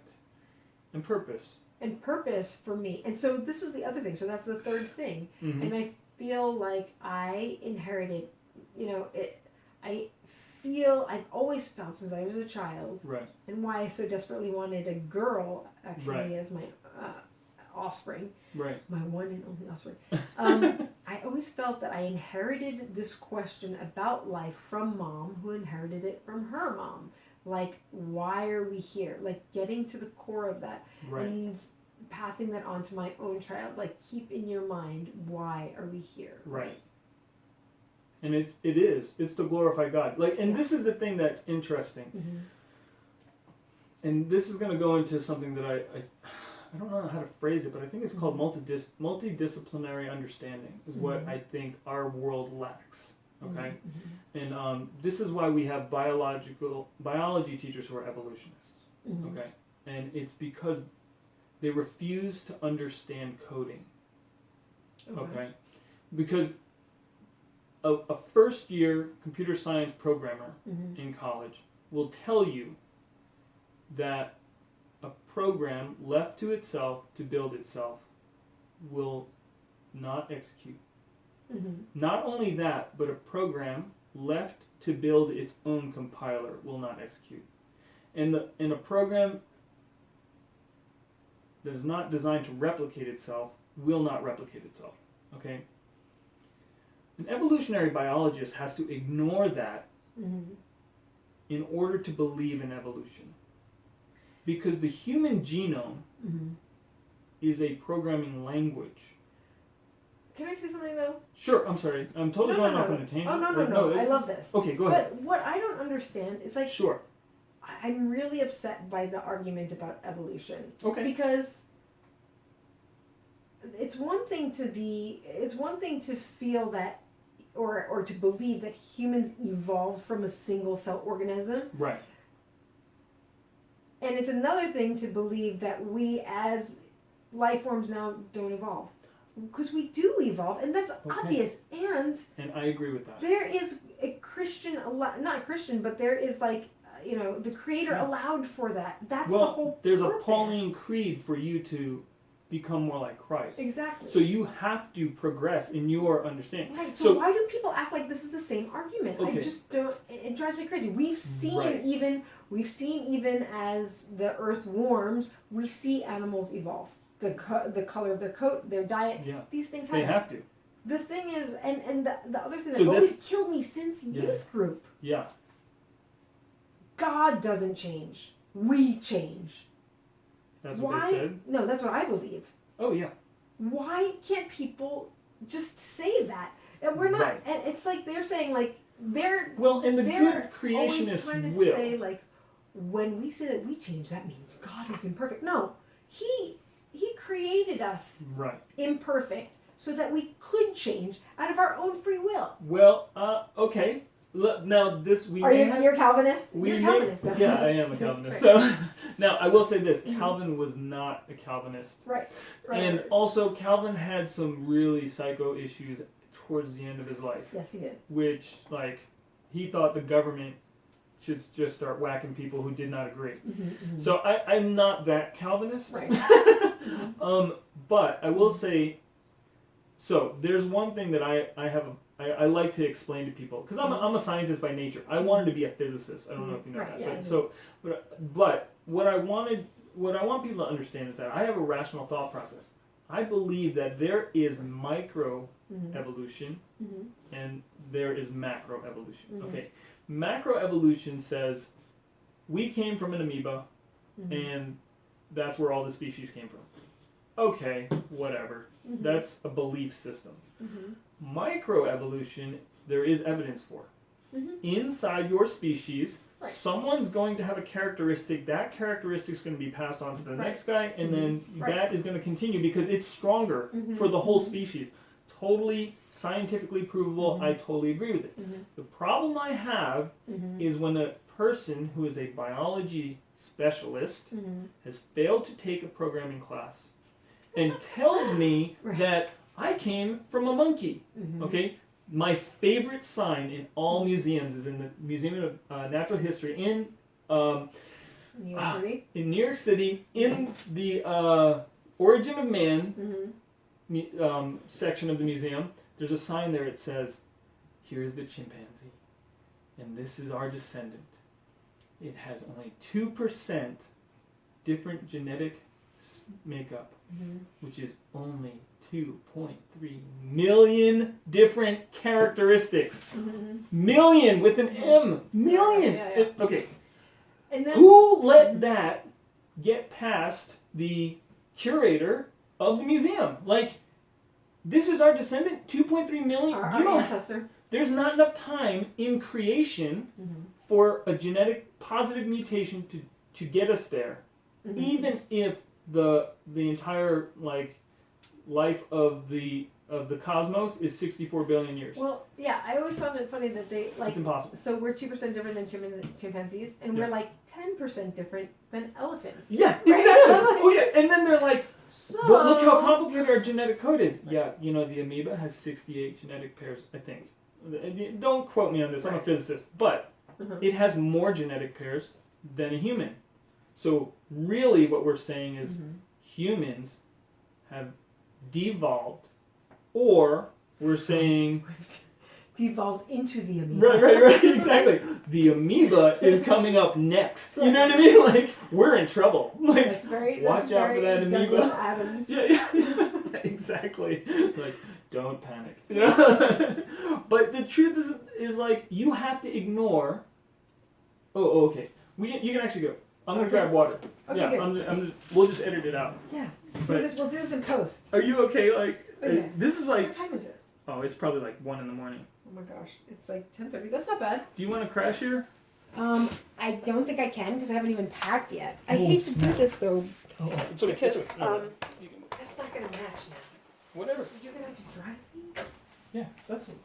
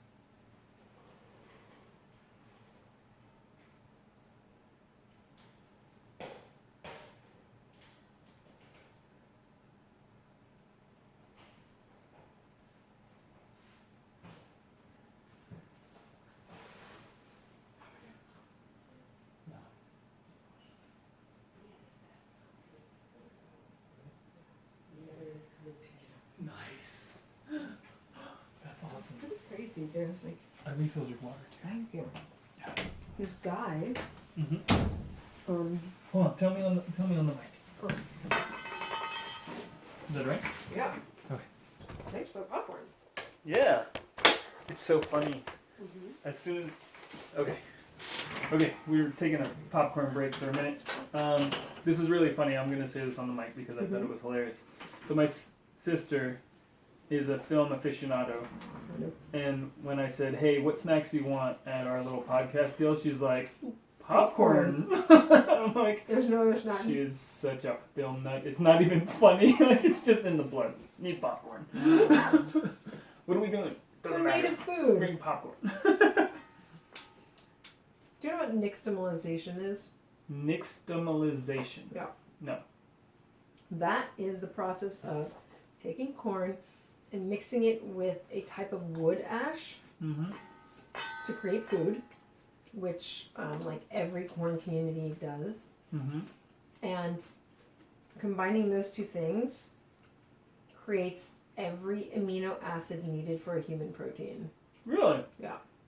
So it's the leanest protein. Wow. Yep. It's corn based.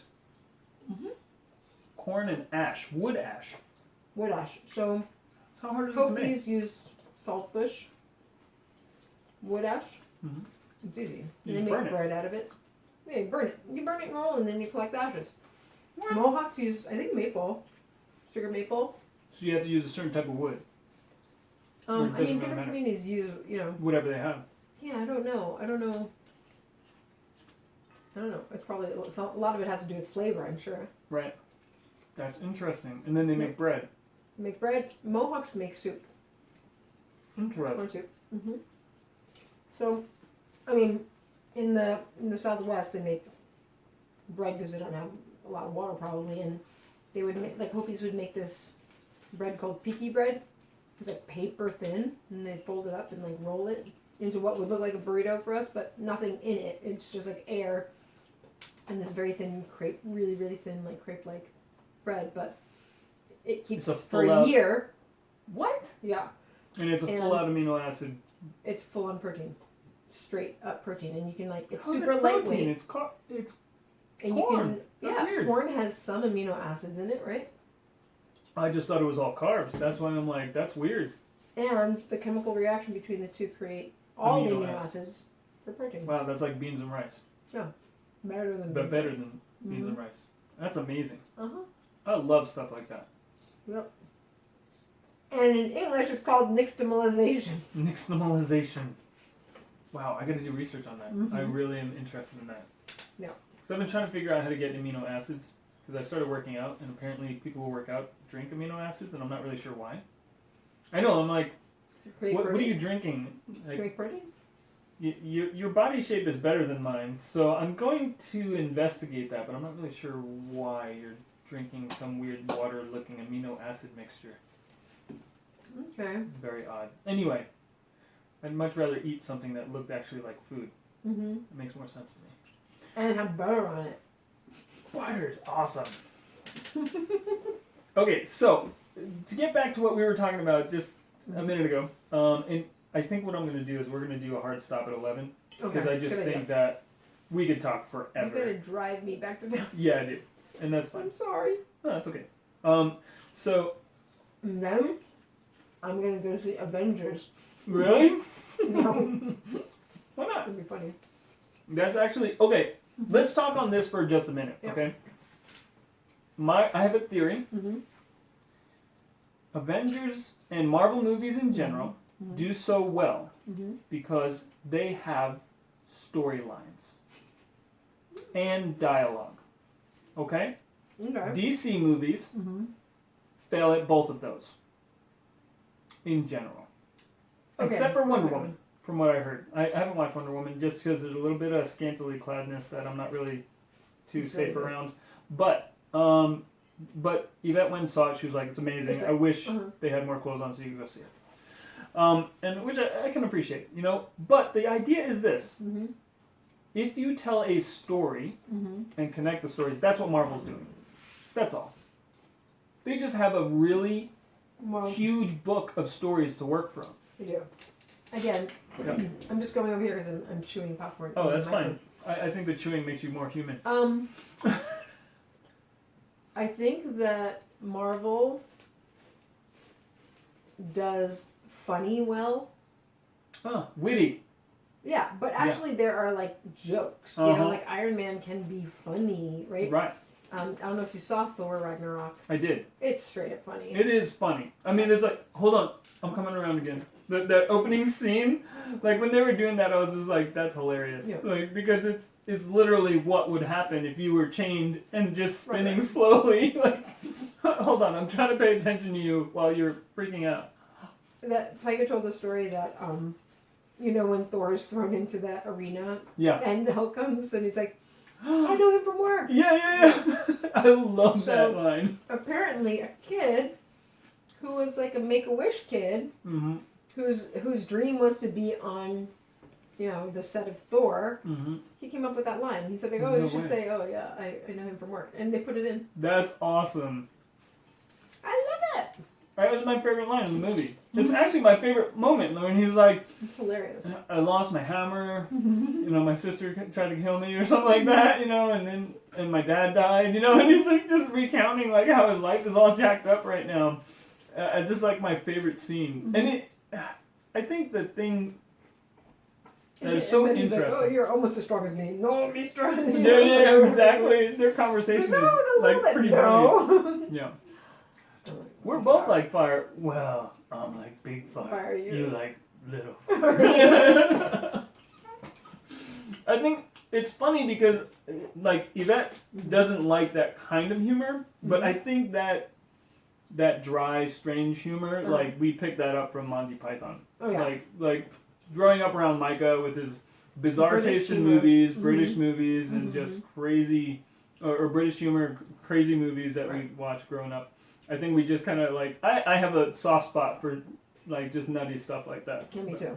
But the other thing that I think really lacks in modern storytelling, especially in this age where Netflix, Prime, and Hulu have to, and HBO and all these other streaming companies now, have to have such a nutsoid volume of stuff coming out.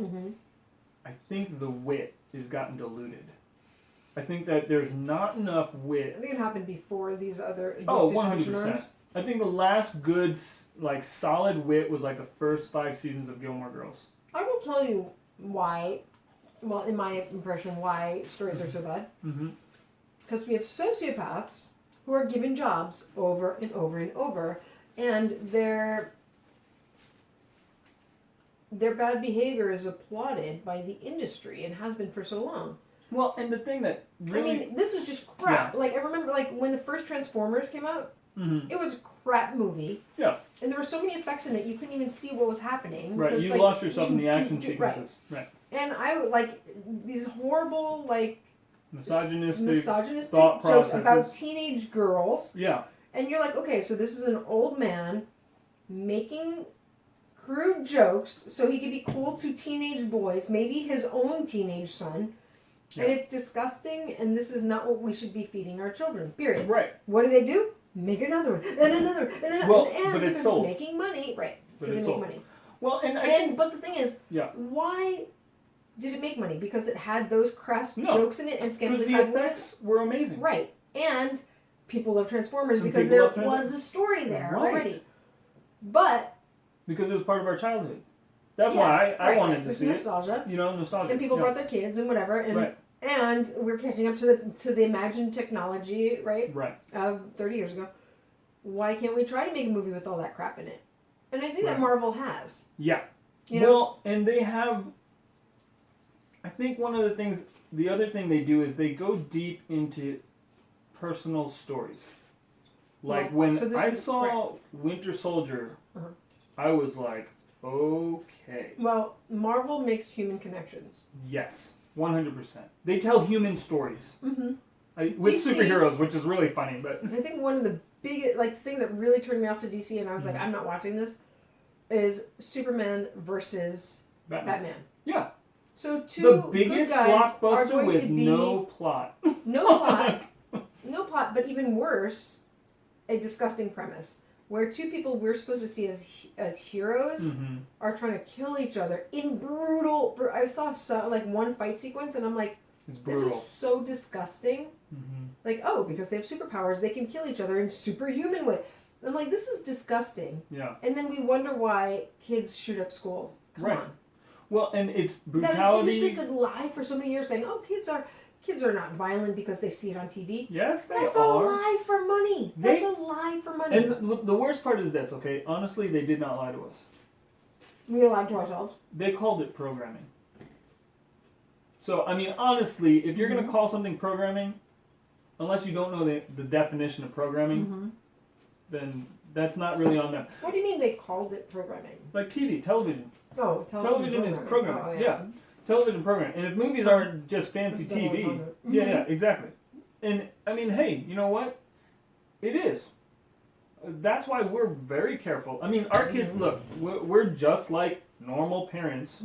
We need the Netflix hour to regather our sanity at some point in the week. You know what I mean? Or the Netflix 3 hours. You know, whatever it is, right?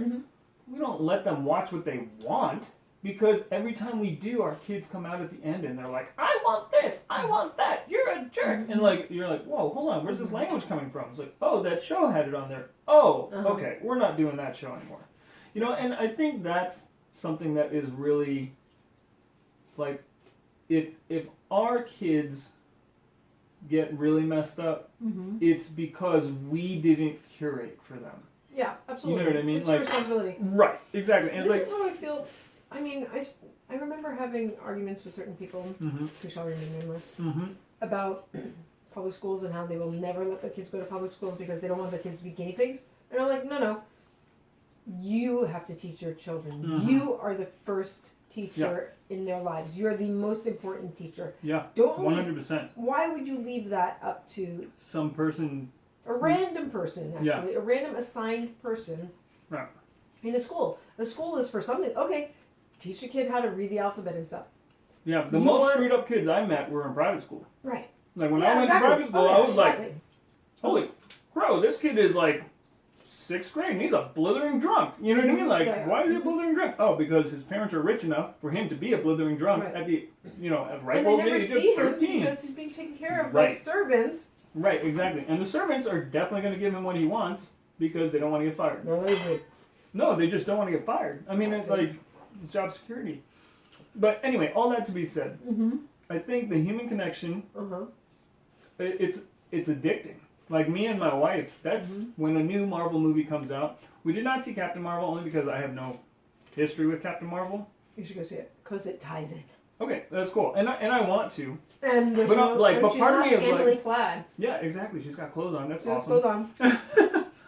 Usually, a man's layering like a t-shirt and a leather jacket, which is like, oh my gosh, and she's wearing jeans. Whoa! Hey, what an idea! It's pretty crazy when you're like, okay, she has clothes on. Yeah. Yeah. Newsflash. Pathetic. We would pay more for people with clothes on. Yeah, exactly. There's something that I don't understand. Is there so many movies that there's one scene in them I have to fast forward through that would be great, and I without it, no loss to plot. Right. You can develop that character flaw or character whatever it is. Way. Yeah, any other way. Or you did. And this is just gratuitous. Right. And this is just gratuitous. And it's like, I get it, but you don't have to. I don't get it.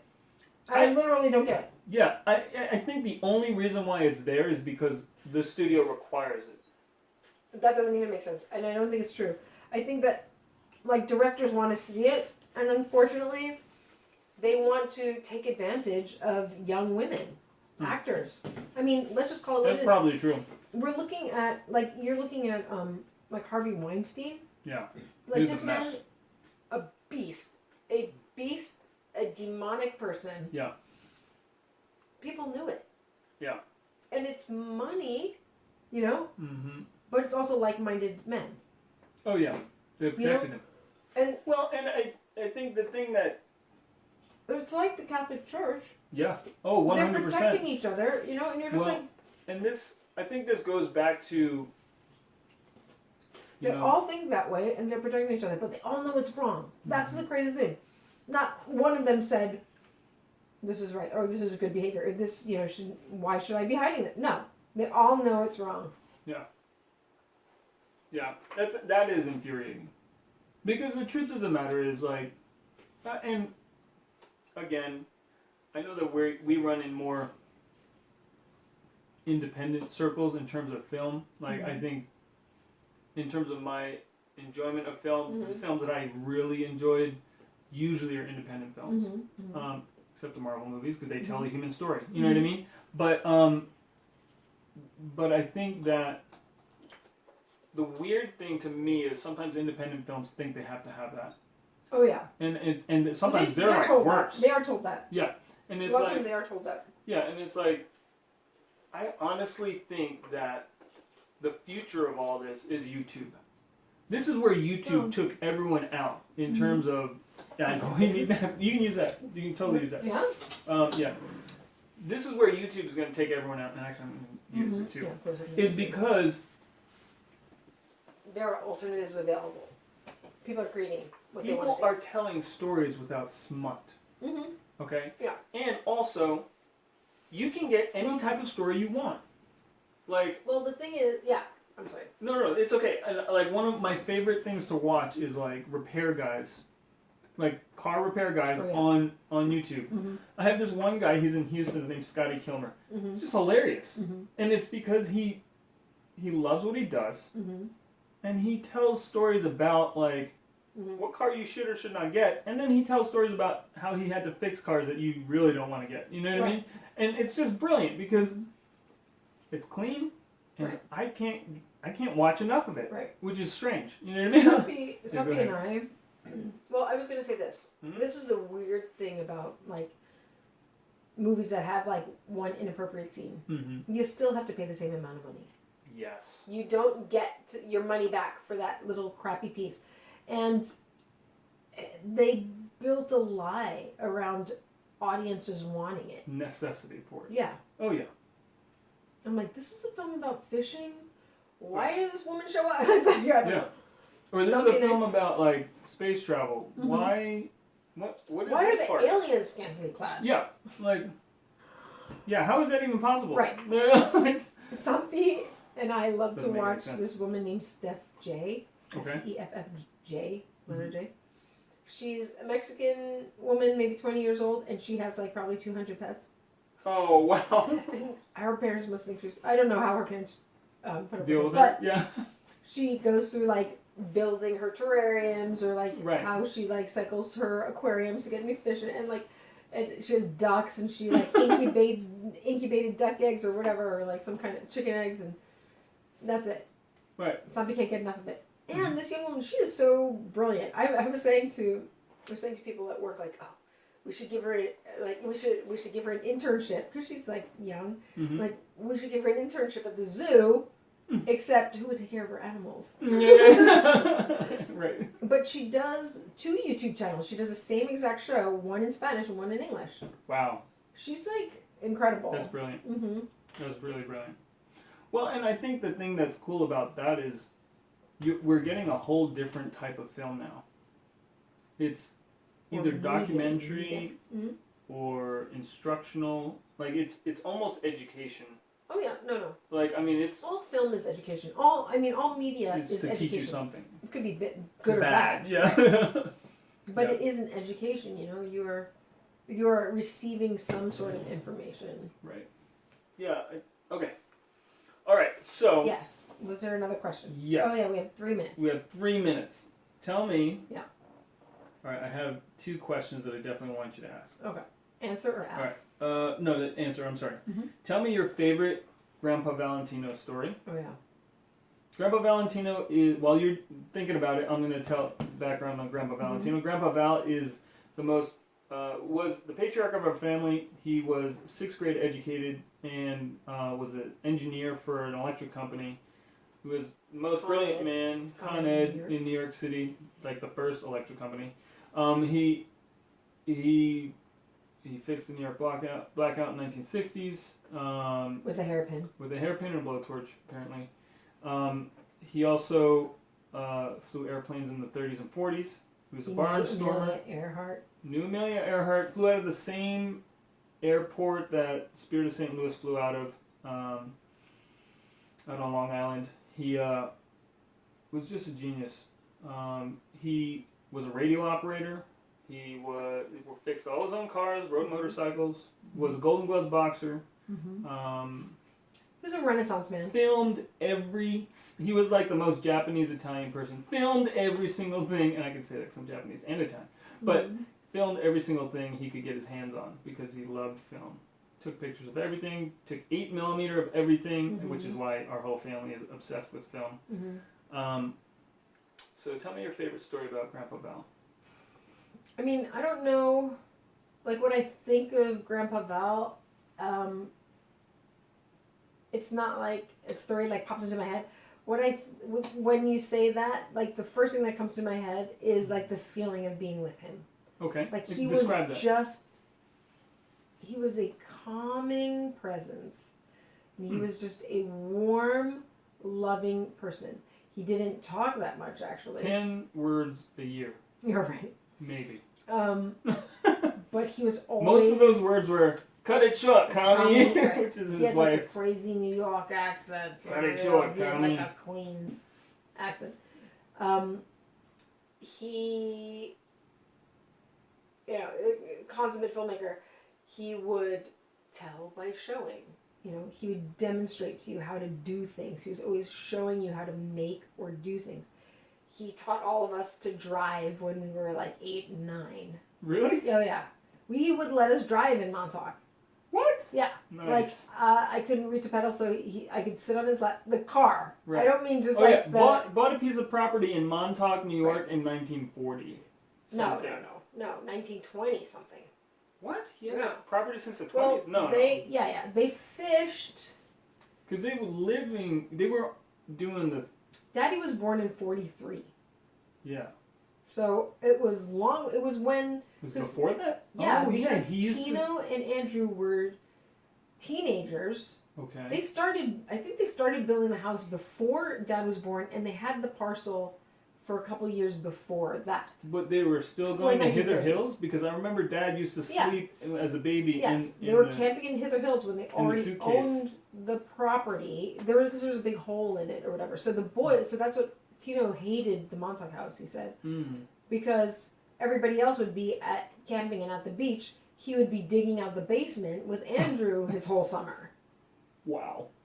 So he's like, I hate that place. I'm not fall in. Blah, blah, blah. Like, okay, whatever. You've always been an old crotchety man. So just the feeling, yeah. But like, I mean, there are some incredible stories. Like he used to fly. I mean, we talked about this recently. He used to fly the New York senators from New York City to Albany. State senators, yeah. Long Island to Albany too, yeah. And the one story about how I can't remember what went wrong, but he had to lost a fuel line. Lost a fuel line, and then he had to land on a backcountry road, yeah, and repair his plane on the spot. And the cops showing up and being like, "You can't land park here. This thing here." Yeah. And he's like, "Okay, just like, go down the road. I just got it fixed. Right. I'm gonna get back in the air, go down the road, and just stop make sure traffic. Right, stop traffic and make sure I don't hit these trees." Like that kind of craziness. And the greatest part of that story is, okay. The cop did it. Right? Or like there was this story about Mom and Dad. They used to have this old red Volkswagen Bug that they ended up giving to cousin Nikki. Okay. But they had driven up to Montauk and they were coming back. I can't remember if Michael was born yet, but the car broke down. Dad looks under the hood. A belt is broken. He walks to a local gas station and he calls his dad and he's like, "Hey, we're stuck out here." Grandpa drives out, looks under the hood, belt is broken, goes to the back of his trunk, pulls out a length of rope, cuts whatever he needs, unravels the ends, braids them together. Yeah, braids it back together to make a makeshift belt. So they could drive to New York. The right size that helped. Yeah. Mm-hmm. Like that kind of crazy stuff. But I mean, he was old when we were young. He was like 70s. So I was born in 73, so he was 74 years old when I was born. Mm-hmm. He was born in 1899. Right. he just had so much. There were so many of us around. What was he like? What was your favorite story about him when he was around you? Yeah. What was something that was weird that he did, or something that you remember like? I mean, it wasn't that unique. way with him. It was like he was just such a unique character. Like we all wanted to drive in the car with him. Mm-hmm. Why did we want to go in Grandpa's car? Yeah. Because we weren't allowed to talk while he was driving, and we'd have to sit in the back seat in utter silence. Right. But Grandma would like open the glove compartment, and each of us would get us butterscotch candies. Yep. But then we were not allowed to speak at all while Grandpa was driving. So it was like we'd also get Susan B. Anthony's from Grandma. Oh yeah. Yeah. Or tons like, of them. That's what I was thinking today. I'm like, I should just put like $5 in an envelope and give it to the kids, because that's what our grandparents did. Oh yeah, totally. It was so much fun. Yeah. Clamming with him was awesome. Just again, being around him, like being at the beach, just lounging around with him. He was just like a great guy. And he had gadgets and just stuff. He always had stuff around and maps and like... Yeah, crazy maps. The maps were so cool. I'm realizing now they were probably navigational for his flights. He had a ton of, like flight charts. But then he also had all those topographical maps, like, and he had those Chianti bottles and stuff, everywhere. Like, I think they may have had a little bit too much Chianti in that house. Oh, no. Those huge long bottles. Yeah, that's true. They were always in the corner. Empty. Yeah. And they always had nuts, like tons of nuts everywhere. Of nuts, yeah. Well, it's funny too. Like, I think one of the things that opened my eyes about how crafty he was, like in terms of like making stuff, is I found this old. I was given a whole set of tools from a guy who was downsizing his house. Like his kid, he was empty nester. He was like, "Hey, just take my tools. I've got like my dad's tools here, my wife's dad's tools here, and my tools. I'm not going to do any woodworking anymore. Just take them." So I got like $5,000 worth of tools from that, which was just a blessing. But I had this old glue gun. And I started using it, and I was just like, I saw some videos online, I was like, I have a glue gun, let me just try and start using it. It's like my favorite tool. It's what the basement of Grandpa's house smelled like my whole life. I'm like using it the first time, and I'm like, it smells so familiar.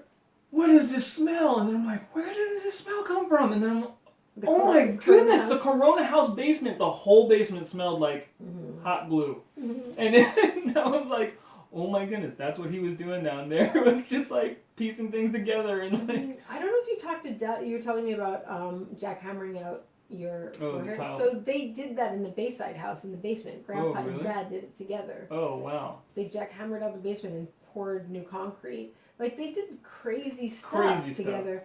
And Grandpa was 45 years older than Dad. Yeah.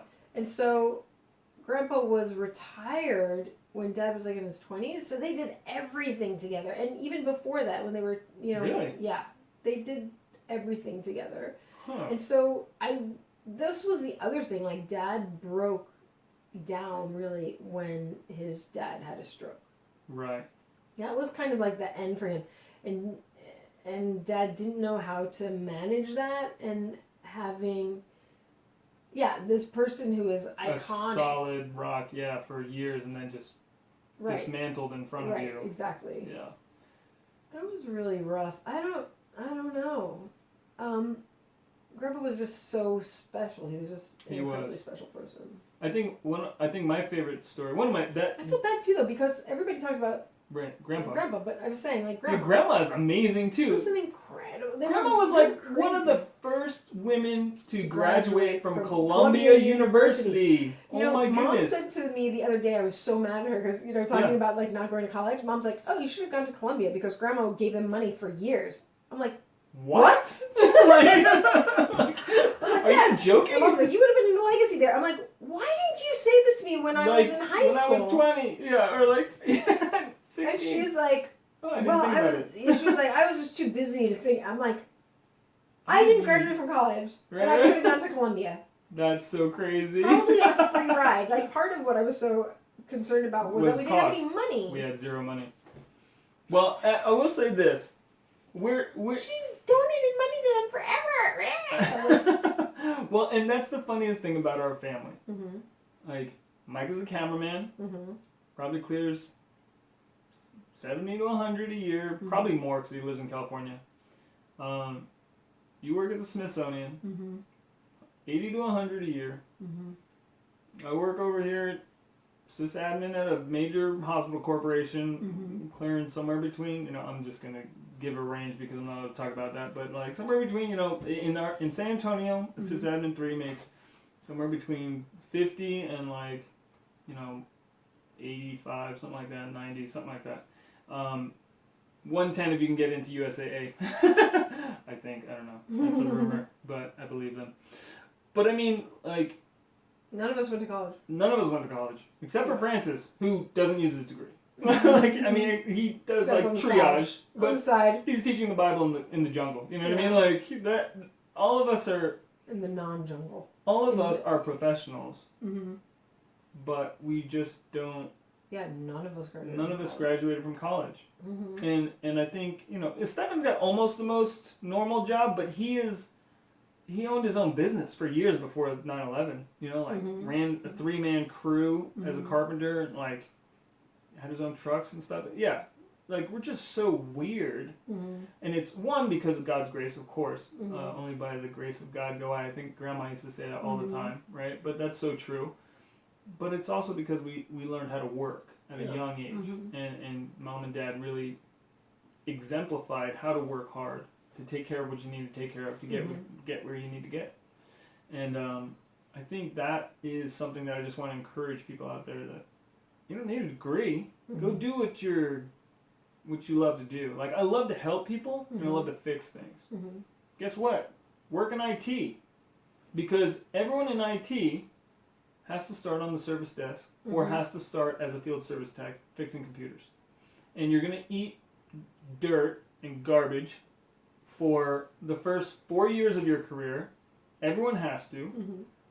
But you know what? That's where you learn how to troubleshoot. And then everything from there is troubleshooting and getting along with people and taking care of people and helping them.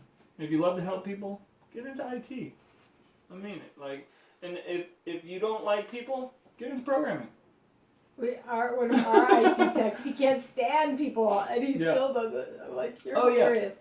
Well, and the funny thing about IT is this, okay? Everyone in IT has some semblance of what the hacker code is. Okay, and the hacker code is this old document from the 80s that basically says, all information should be free. And that's, the thesis, okay? And then it goes on in some psycho rant about anarchy. But aside from that, one of the principles is that if someone asks you how something is done, you have to teach them. You have to. And so you have all these guys who are basically Asperger's or some spectrum on autism. They like math too much. Right, like math too much. Mathy, that's what I don't really wash too much, but they'll teach you. You just need to go ask them. But they are not approachable. But they will teach you if you ask them. Right. So I just want to encourage people, if you like helping people, you like fixing things, and you don't know what to do with your life, go be a computer tech. And you should tell Rodney that, Junior. Yeah. Or be a mechanic. I think Rodney would be a great mechanic. I mean, his dad loves working on cars, and I think he just has that in him. But anyway, all that to be said, go find what you like to do. Do it. Yeah. Do it. And do it for free at first if you have to. Right. I mean, that's what I did. I figured out how to fix computers because I broke computers for 2 years at my high school until the computer lab lady would not let me touch computers anymore. And then we just started hobbling them together to make better gaming systems for after school activities, and then I met a whole bunch of nerds who were already doing stuff. The 6th graders had stolen all the hard drives and password protected them on Windows 3.1.1 in the whole school, designated the school to have a little bit of storage space. And they stored all their games on the other hard drives that they password protected. It was brilliant. That's hilarious. Yeah, it was really funny. But just find those people. Go ask them what they're doing. Tell them you will work for free. Work at your day job and go do that in the afternoon, in the evening. You're just watching Netflix. Right. Because I know that's what I'm doing. Especially when Ragnarok got on there, I just can't. Anyway, is all that there to be one said. more Yeah, let's do another question. What is your favorite story about me growing up? Favorite story Or most bizarre? you? Embarrassing, doesn't matter. Oh my gosh. Between you and friends, like throwing up on the bus. No. Yeah. I don't know. Or even if I'm older, or or maybe just from growing up. It doesn't necessarily have to be about me. I'm just a narcissist, so. No. I mean, it is interesting. The funniest story about you is like the shortest. But, and Mom always repeats it too. Like, you always was like, I'm adopted. Oh, yeah. I'm adopted. This is my family. And Mom's like, he's the only one. We have photos of him coming out of my body. We had the photographer there the first day, and there's all these photos, and you're like, I'm adopted. And I always was like, it's funny because like Francis and I were really close. Right. And you were like one of the little kids, so it's like 6 years is a big difference.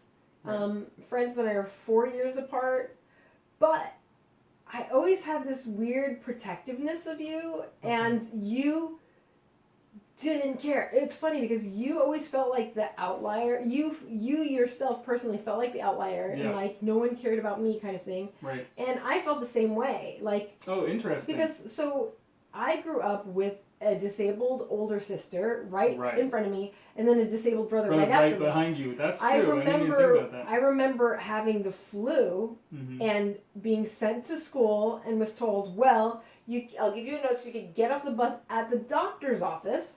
What? In Queens? No, this is at Pequannock. Oh, at PQ, okay. So I only went there from 3rd to 5th grade, so I was between 8 and 10. Right.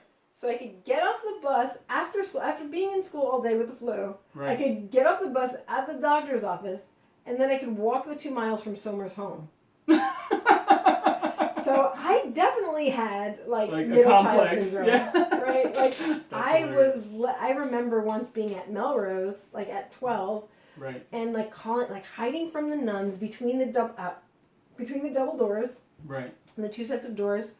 And calling on the payphone like, Mom, you still have to pick me up. Somebody just pick me up. And Mom saying to me on the phone, we're eating dinner now, but after that, I'll come and get you. Oh my goodness. Like, what? That's how it was for me.